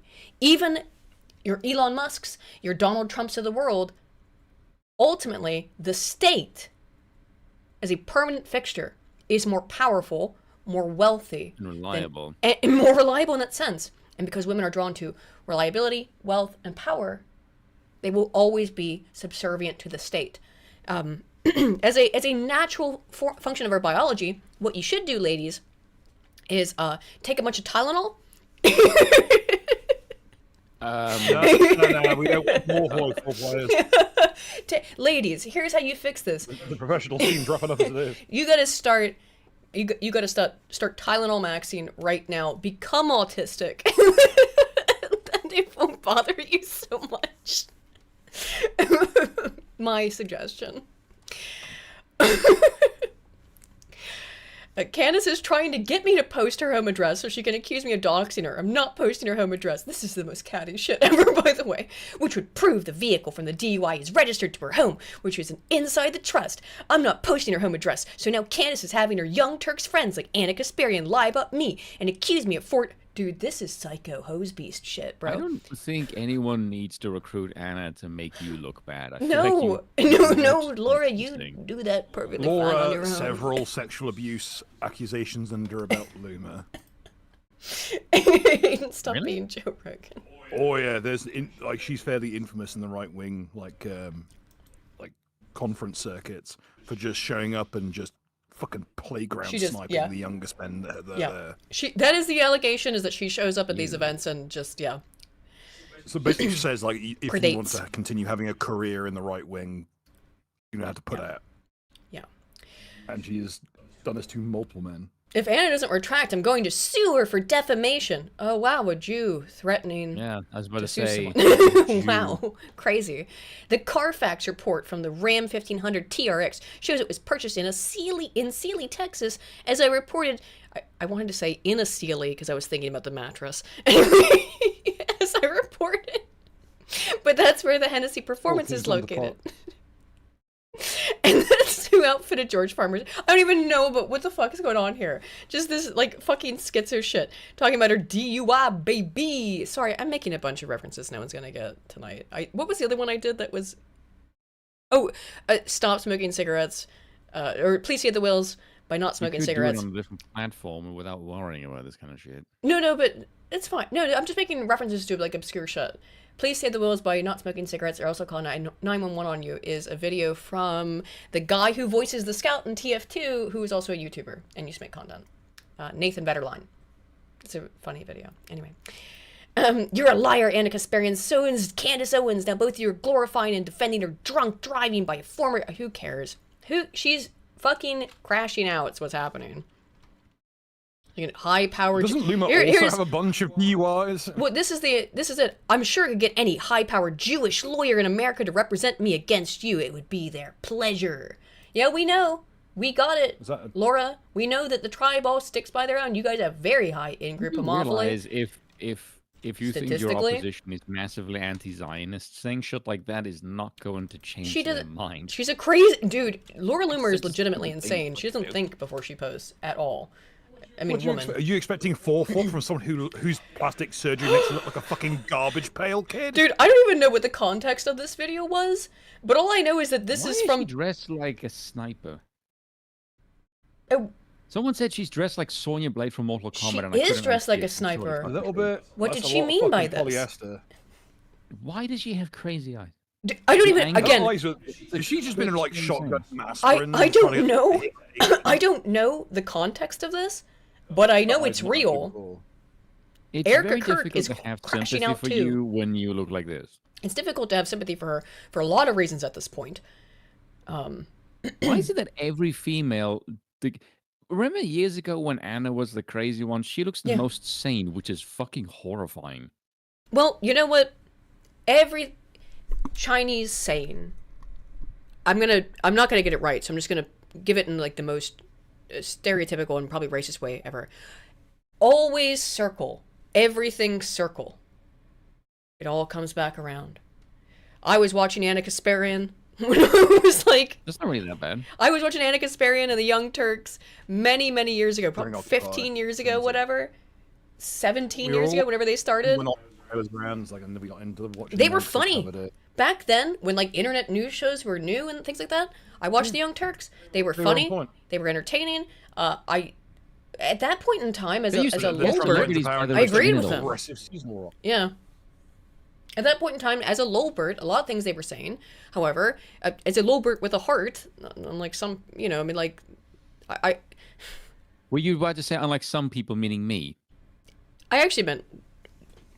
No, I'm not going to say it. I'm not going to say anybody. No, I don't think you're a lulbert at all, though, Spoon. I would never tarnish your name with that disparaging label of libertarian. No, I think you can be a libertarian. You just favor authoritarianism because you prefer. You need the authoritarian structure around it, yes, which is what I am. Yeah. Oh, So- yeah, the authoritarian. Because I hate that phrase. Because to me, authoritarian means it has just a like negative someone who connotation. can do things very quickly. It has a negative Yeah, context. but authoritarian is Connotation, excuse me. structure based, not action based. Because you know, you can have a democratic structure and your I think you your need a elite ruling class monarch. can still do like crazy dumb shit. Like for example, start a fucking war that nobody wants. Yes, I think you need a monarch who has permanent ties to the land, who has permanent ties to the people, and under those conditions, of a, in that sense, an And authoritarian he must actually value his state. own fucking race. Well, yes, because unless something goes terribly wrong, as it has in the West, and you end up with the royal family being such as it is. I don't really know the context of this clip, but Erica Kirk needs to, I don't know, needs to do something not Stop this. going in front of cameras and looking like a fucking nut job, maybe?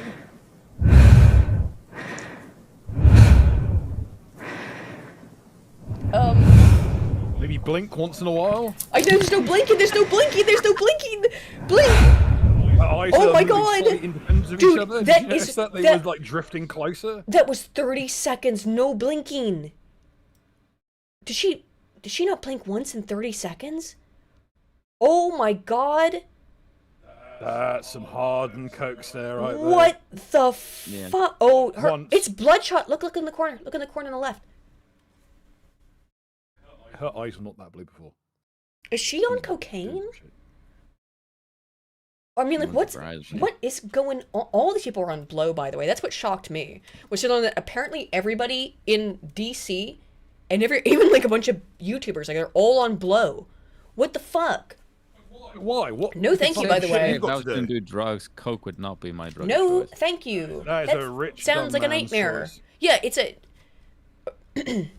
Okay, so here's another interesting story involving women. Is that Nick Fuentes? Fuentes has been pretty on point lately. He really has, and the thing is with Nick. How do bad like are how much things he's- that I do that like- being that even the act of being racist, America has had to As outsourced to the Mexicans. And now, look, I had a weird initial interaction with Nick when he first was coming up in like 2016 or no, 2017. Well, no, not 2017. When was it? Yeah, he's a bit of an old story. No, it's Northern. hunting Sorry, I'm trying to through replace CPAC. it because when did I see him in CPAC? That was CPAC 2018.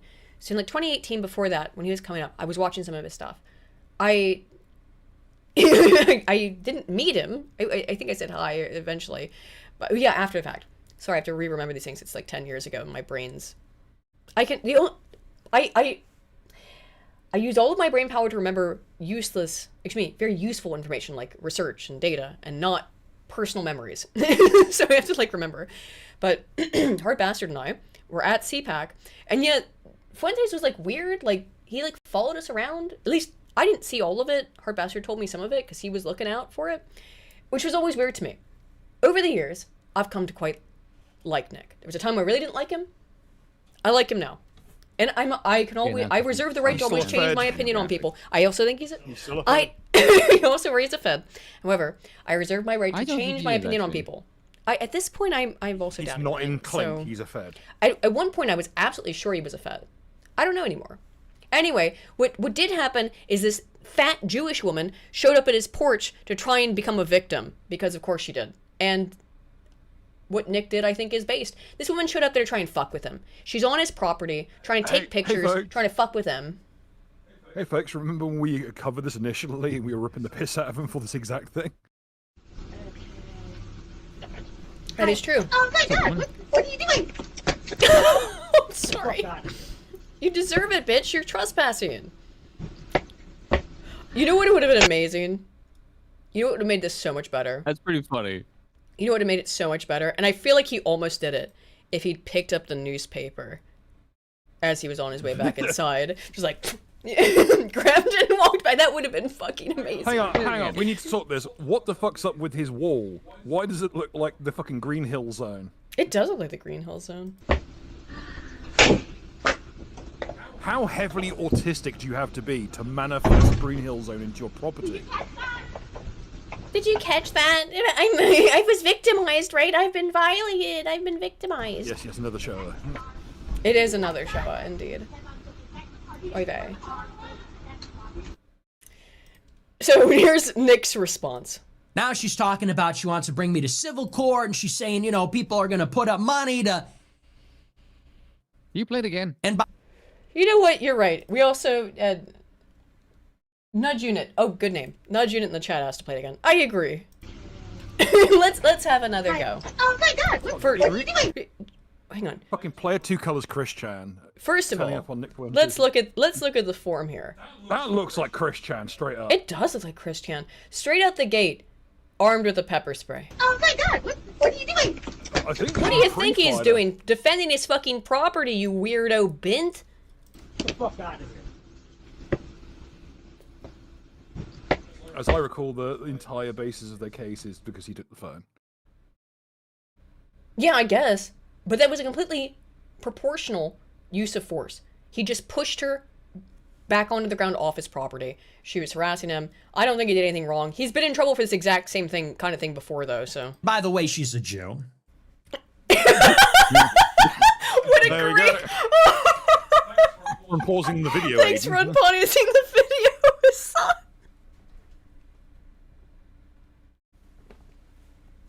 You gotta love those.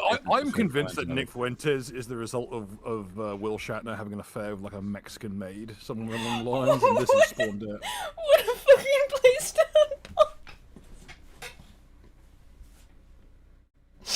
I know I already told you, but the fact that it's just I had it paused and then play it. By the way, she's a Jew. I remember Friendly Jordy's got into hot water because he complains like, "What it's meant to be fucking it's meant." Because obviously Fuentes is Hispanic. It's like, what the fuck? It's meant to be American first, not work for wogs. And that still cuts me to the bone. Oh my goodness. No, that's pretty good work for And it just so happens she's a Jew. She's a Jewish, left-wing, feminist, vegan, blah, blah. Now she's looking for a payday. She goes on Facebook after the attack. She says, I got 6 broken ribs. 6 broken ribs. Oy vey. That's a big number. No. There are not enough steps on Nick Fuentes' porch to break that many ribs. It's physically impossible. Oh no, she got up. She was clearly fine. She'd not break 6 ribs. Now, to be fair, I would say, if you break a bone, you often can't feel it immediately, I would say. However, hang on, let's watch the fall one more time. Did she break 6 ribs? Like, come on. It was a soft... he did... I think she... No, she landed shoulder first. She landed... Yeah, hang on, let's see. It's way funny. Yeah, shoulder hit. Oh my god, look at Nick's stance. He's stanced up. Oh my god, check. Oh my observe. God. He's reached levels of homosexuality impossible to mankind. Look, check, dude, he is stanced up. He looks like he's about to like prance forward and do like the Enter the Dragon fucking curb stomp. It's where do you know that meme where it's like I beat my wife with a Nintendo Switch controller? Yeah. Was it? Yeah. No. Can we like scan backwards and forwards to like make her fall and unfall? Yeah, I can. But what was the what's the like beat wife chud meme? Oh, do you know what I'm talking about?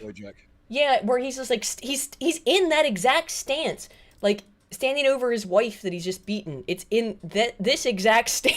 It's that exact stance. I can't even find the meme though, but yeah, let's just found it. Oh, did you? Thank you.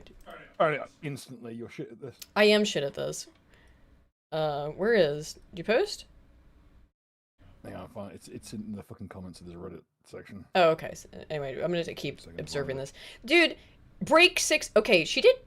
Hang on, she did trip, and then she was completely aerial for about a second, 2 seconds.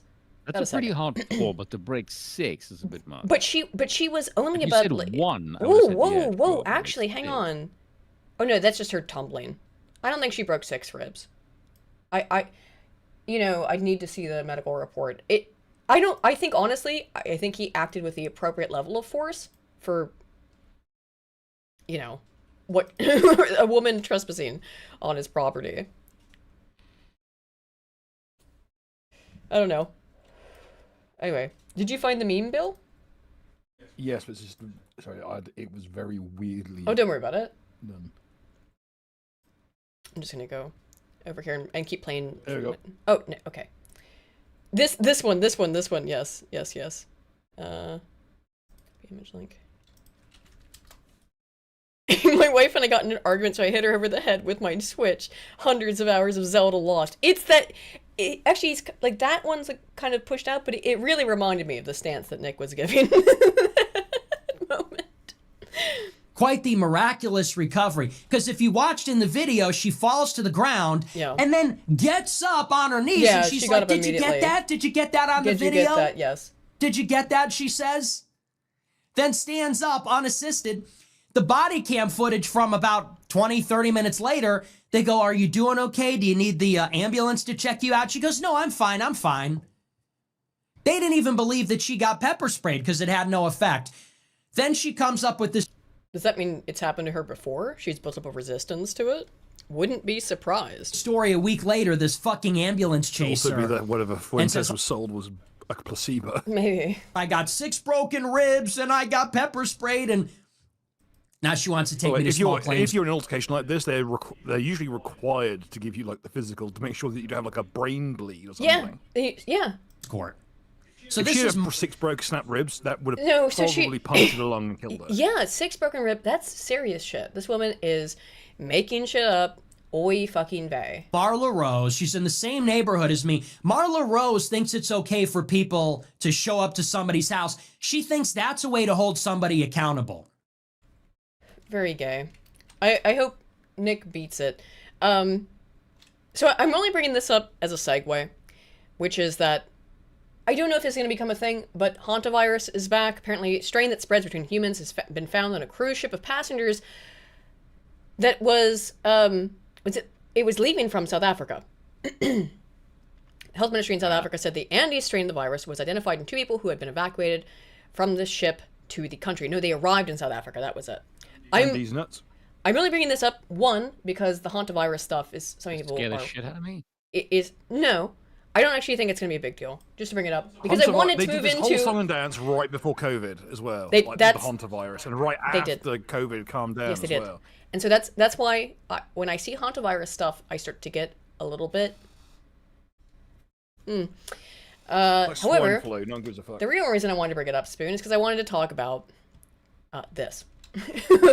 So now, I will say that I told Newsfist before the stream that I was probably going to talk about this.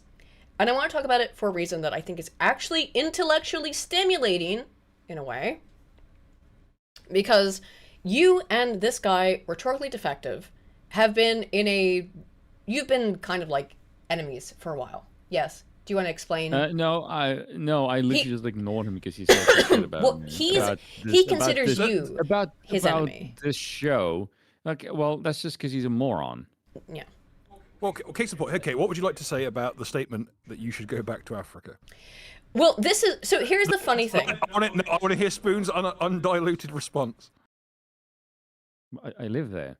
There we go. Thank you. So that's what Spoon was saying. That's just the reason why it was funny. Obviously, in this tweet.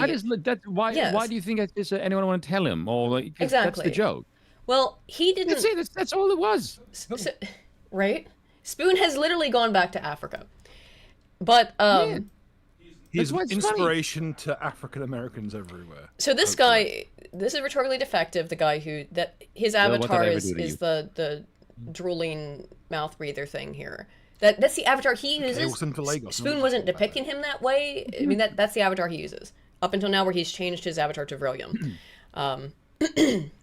So he says, Spoon thinks South Africa is the West now. This guy is a giver with a hard R, fellas. Where I live, yeah. And I said, Spoon was joking. Guys, you're going to see why I brought this up. I do think it raises an interesting question. I'll just ask the question now. What does it mean? What does it mean to be a Western country? And when does a country that was formerly considered Western cease to have that label? That is, I think, an actually intellectually interesting question. When does a country become so degraded, so removed from the West, that it is no longer Western? No longer European, Western. They're the same thing. Anyone who says otherwise is delusional. by the way. Western means European. Yeah, Western means European, yeah. So, Spoon thinks South Africa is the West now. Guy is to deliver the hard arc, so he's saying that South Africa is not part of the West. And I said Spoon was joking because he moved back to South Africa a year ago, and has quite literally gone back to Africa. It's also worth noting that being made up of a variety of European peoples, Afrikaners considered and described themselves as Europeans historically. And I went and cited a number of sources. This is South African History Online that shows you it's Dutch, Germans, French, British, unknown origin. This is in 1867, right? People of color is just a weird mix of whatever the hell. Yeah, mixed, potentially. Yeah. This was published in a newspaper, I believe. What is the use of teaching the Bantu child mathematics when he cannot use them in practice? There's no place for him in the European community. What I am laying out here, fucking based. What I am laying out here is that Afrikaners consider themselves Westerners, consider themselves European. And clearly superior.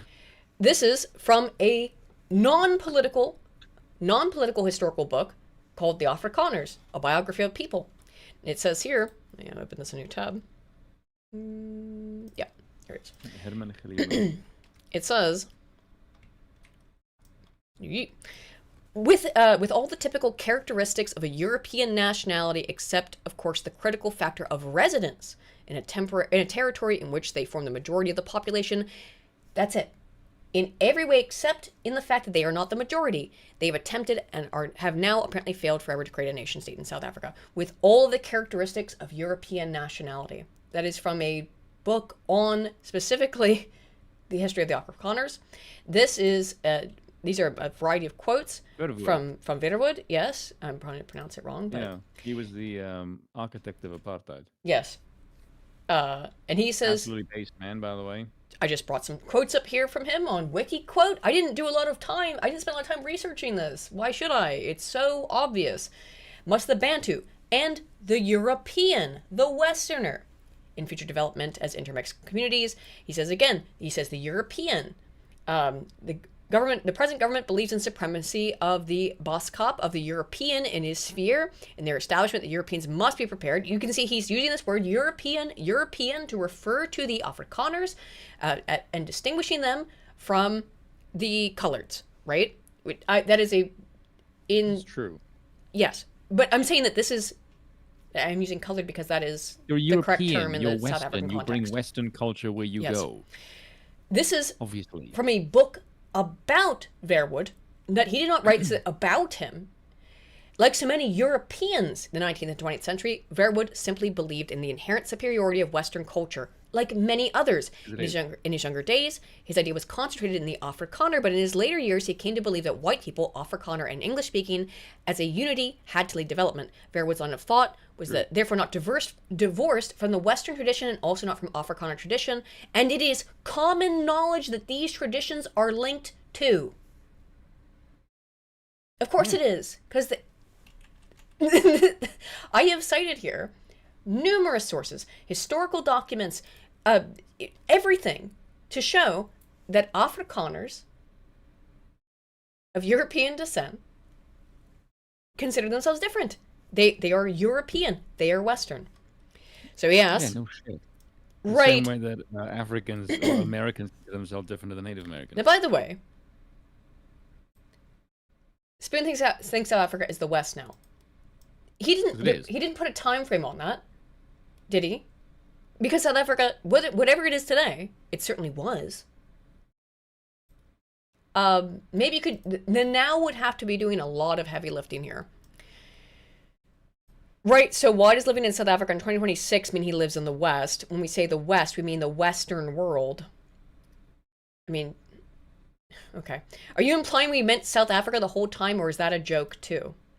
It goes on, friends. I said, no. What happened in South Africa is absolutely not a joke, but Spoon was joking because he really did go back to Africa, as your thumbnail suggests he do. Highly recommend this book. I recommended this book on the stream before, Into the Cannibals Pop by Ilana Mercer. It's not for the faint of heart.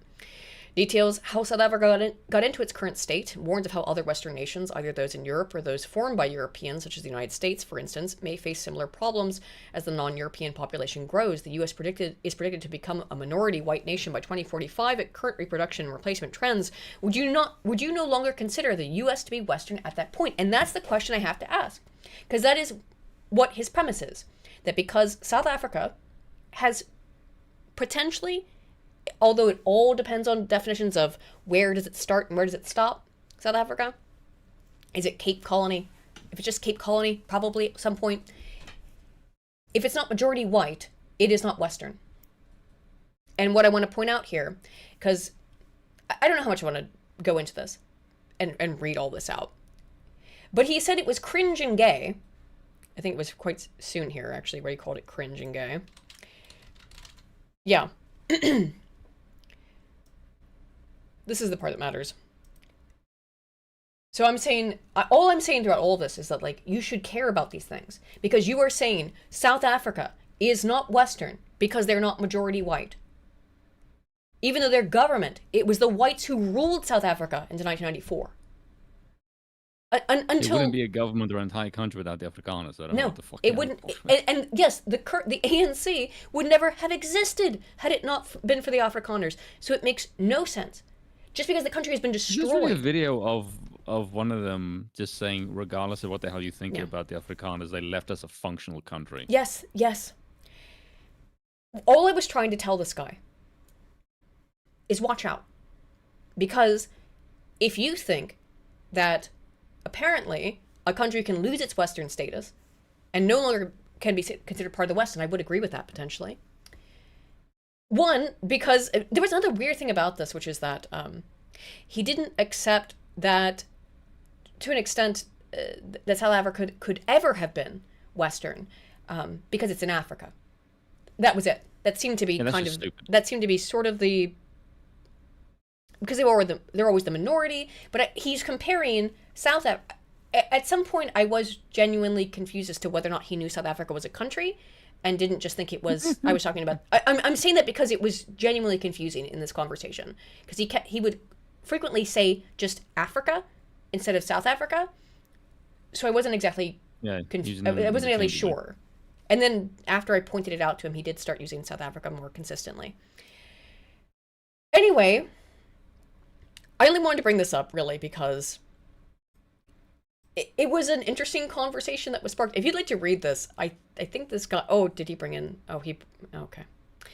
He brought in people, I think, from a Discord or something to like his post, because he got kind of wrecked. He got kind of really wrecked on this in terms of facts and data and logic. But, look, hey, I'll send you the fucking link to the tweet now, because it looks like he has, so there you go. I'll post it in. You want to read.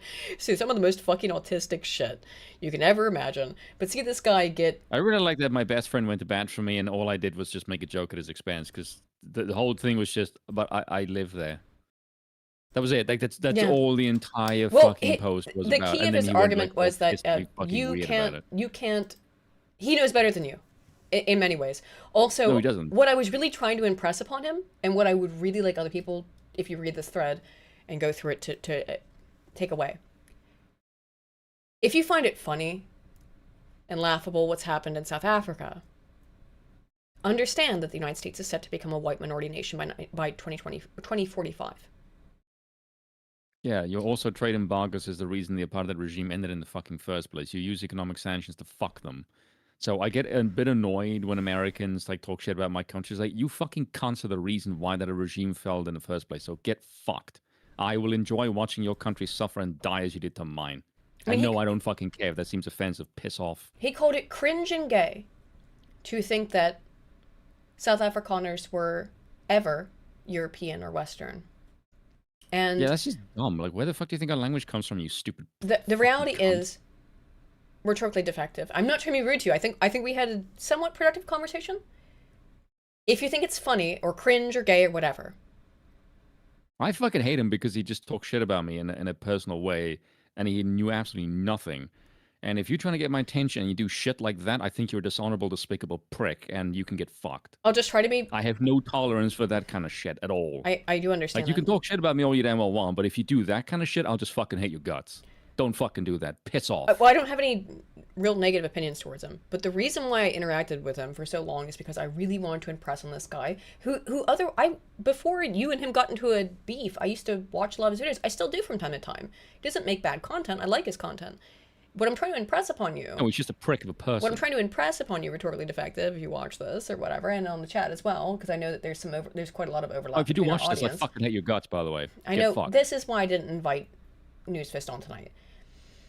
What I want to impress on you is that if you think it's cringe and gay to consider South Africa to have ever been a Western nation, there is someone who will be sitting there on whatever the social media platform is of 2050 saying it is cringe and gay to have ever believed that the United States was a Western nation. That's why I think you need to be very careful when you make statements like this and you devalue the white people who built South Africa and say essentially they didn't exist. It's not enough that they should be murdered in their own country, raped, necklaced, slaughtered. You deny them their own history and culture. That's the insulting part. Don't talk about shit you don't know, you son of a bitch. I don't think you mean me, right? Anyway, let's laugh at Zach Polanski before we head out, shall we? Let's have a funnier thing. Zach Polanski, it turns out, has lied about being a Red Cross spokesman. This guy is gonna fucking bury himself. We got 3 years before the 2029 UK general election, and Zach Polanski is apparently set to try and take himself out before we even get off to the races. The major thing he's got on his side recently is like people he complains like, oh, every picture in the press of caricatures of me are like horrific Jewish stereotypes. We're gonna get 'cause there. That's what you look like. Bill, we're gonna get there. It's my next thing. I only got 3 things in the UK segment. So Zach Polanski lied about being. I know that we can get up by midnight. Zach Polanski basically lied and claimed he was a Red Cross spokesperson. Green Party leader tells BBC he hosted fundraisers for the charity, but he had not used the right word when describing his role, so he He's one of the lied. tribes people, isn't he? Huh? He's one of the tribes people, isn't he? Oh yeah, Zach. Why do they always lie? And it's like shit. He lies just to check. Would you like to take another gander here? Oh wait, hang on, excuse me. Do you like to take a gander? Look at this Jenny creature. I mean, what do you think, Spoon? Do you think he's of the tribe? I mean, I don't know. That is the most flattering picture of him ever. It is the most flattering picture I've actually ever seen of him. He's only slightly wonky looking. Yeah. So he's been acknowledged he was wrong in saying he was a former spokesperson for the British Red Cross. Speaking to the BBC Today program, Polanski said he'd hosted fundraisers, used the wrong word. It's important that I accept this and that they, the Red Cross, don't support any political party, and I've made sure that that's been taken down. In its report, the Times said Polanski had described himself as a Red Cross spokesman on his personal website in 2020, and again 2 years later on a crowdfunding page. So he used some shit he made up to make himself some money, and using it and doing it off the backs of a nonprofit charity organization. This guy, he's so rat-like and detestable. He lies about being a spokesperson for a charity organization. But he also just is quite literally rat-like in appearance. And he got very upset about it because if you happen to be rat-like and an anti-Semitic caricature in real life, then people drawing you... You're going to get memed. Yeah, so Polanski described this cartoon as an anti-Semitic cartoon depiction of himself, where he's kicking the police in the head as they're arresting someone, with his big Vote Green bow on. And, goose-stepping, interestingly enough. He was goose-stepping. Now, here's the question, Zach. Well, fuck. I hate when it does that. Yeah, where's the lie? I mean, if the shoe they slightly fits... fix your fucking bootleg-ass fucking teeth. If the shoe fits... I mean, dude... They didn't even include your gap. They didn't... I mean, they included his front gap, but not Yeah, that they just big... included a different one. A different one. Bro, you look like this. I mean, I don't know what to tell you, Home Skillet. Yeah. Now... I do have a funny little meme. It wouldn't be a skillet, it'd be an oven, surely. Surely. It's not quite a meme, but because it's a little bit fucked up that this happened. What the way but he's doing the John Cleese walk kick. It was. However, you can't make this up. This is young Bob. He's doing a debate me Charlie Kirk style thing on the street. And this Muslima is going to walk up to debate him. Wait, no, I want to chat. I don't know how to do polls yet with this restream thing. I could do it on YouTube, though.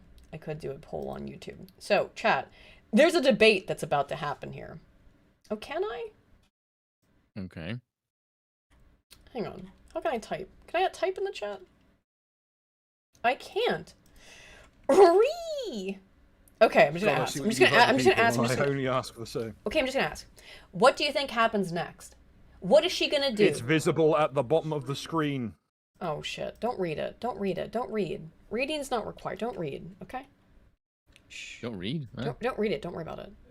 They can just go back and check. Shh, don't worry about it. What does she do? When does she escalate the situation? Anyway, I'm just gonna fucking play. Wait, I'm just gonna fucking play it then. Okay. Let the fucking pizza play around. Play it. What do you think? Okay, you Spoon didn't read it. She's gonna be angry at him for being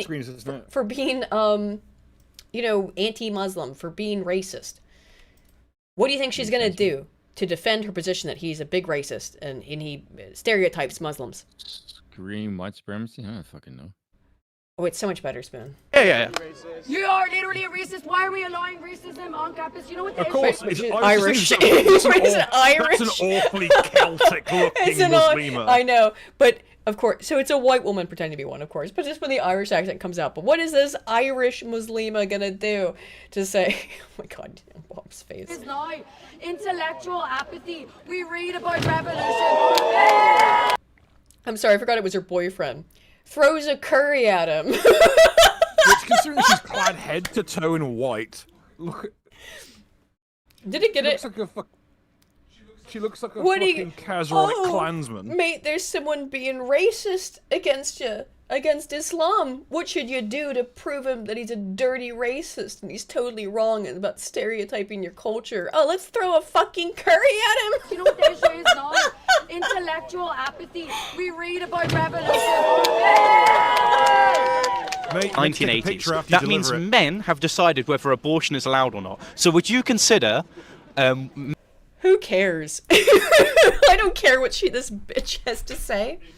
If you ever want proof that they have no self-preservation, that is a Irish lady. It's an Irish woman.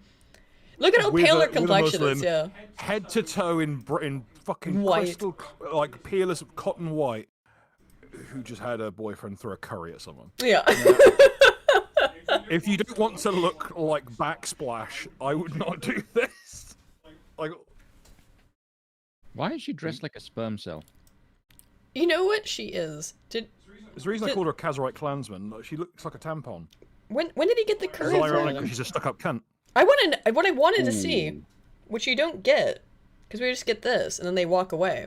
I really would have wanted to see if she got curry all over her. Oh no, she was too far away. No, she didn't. Shame.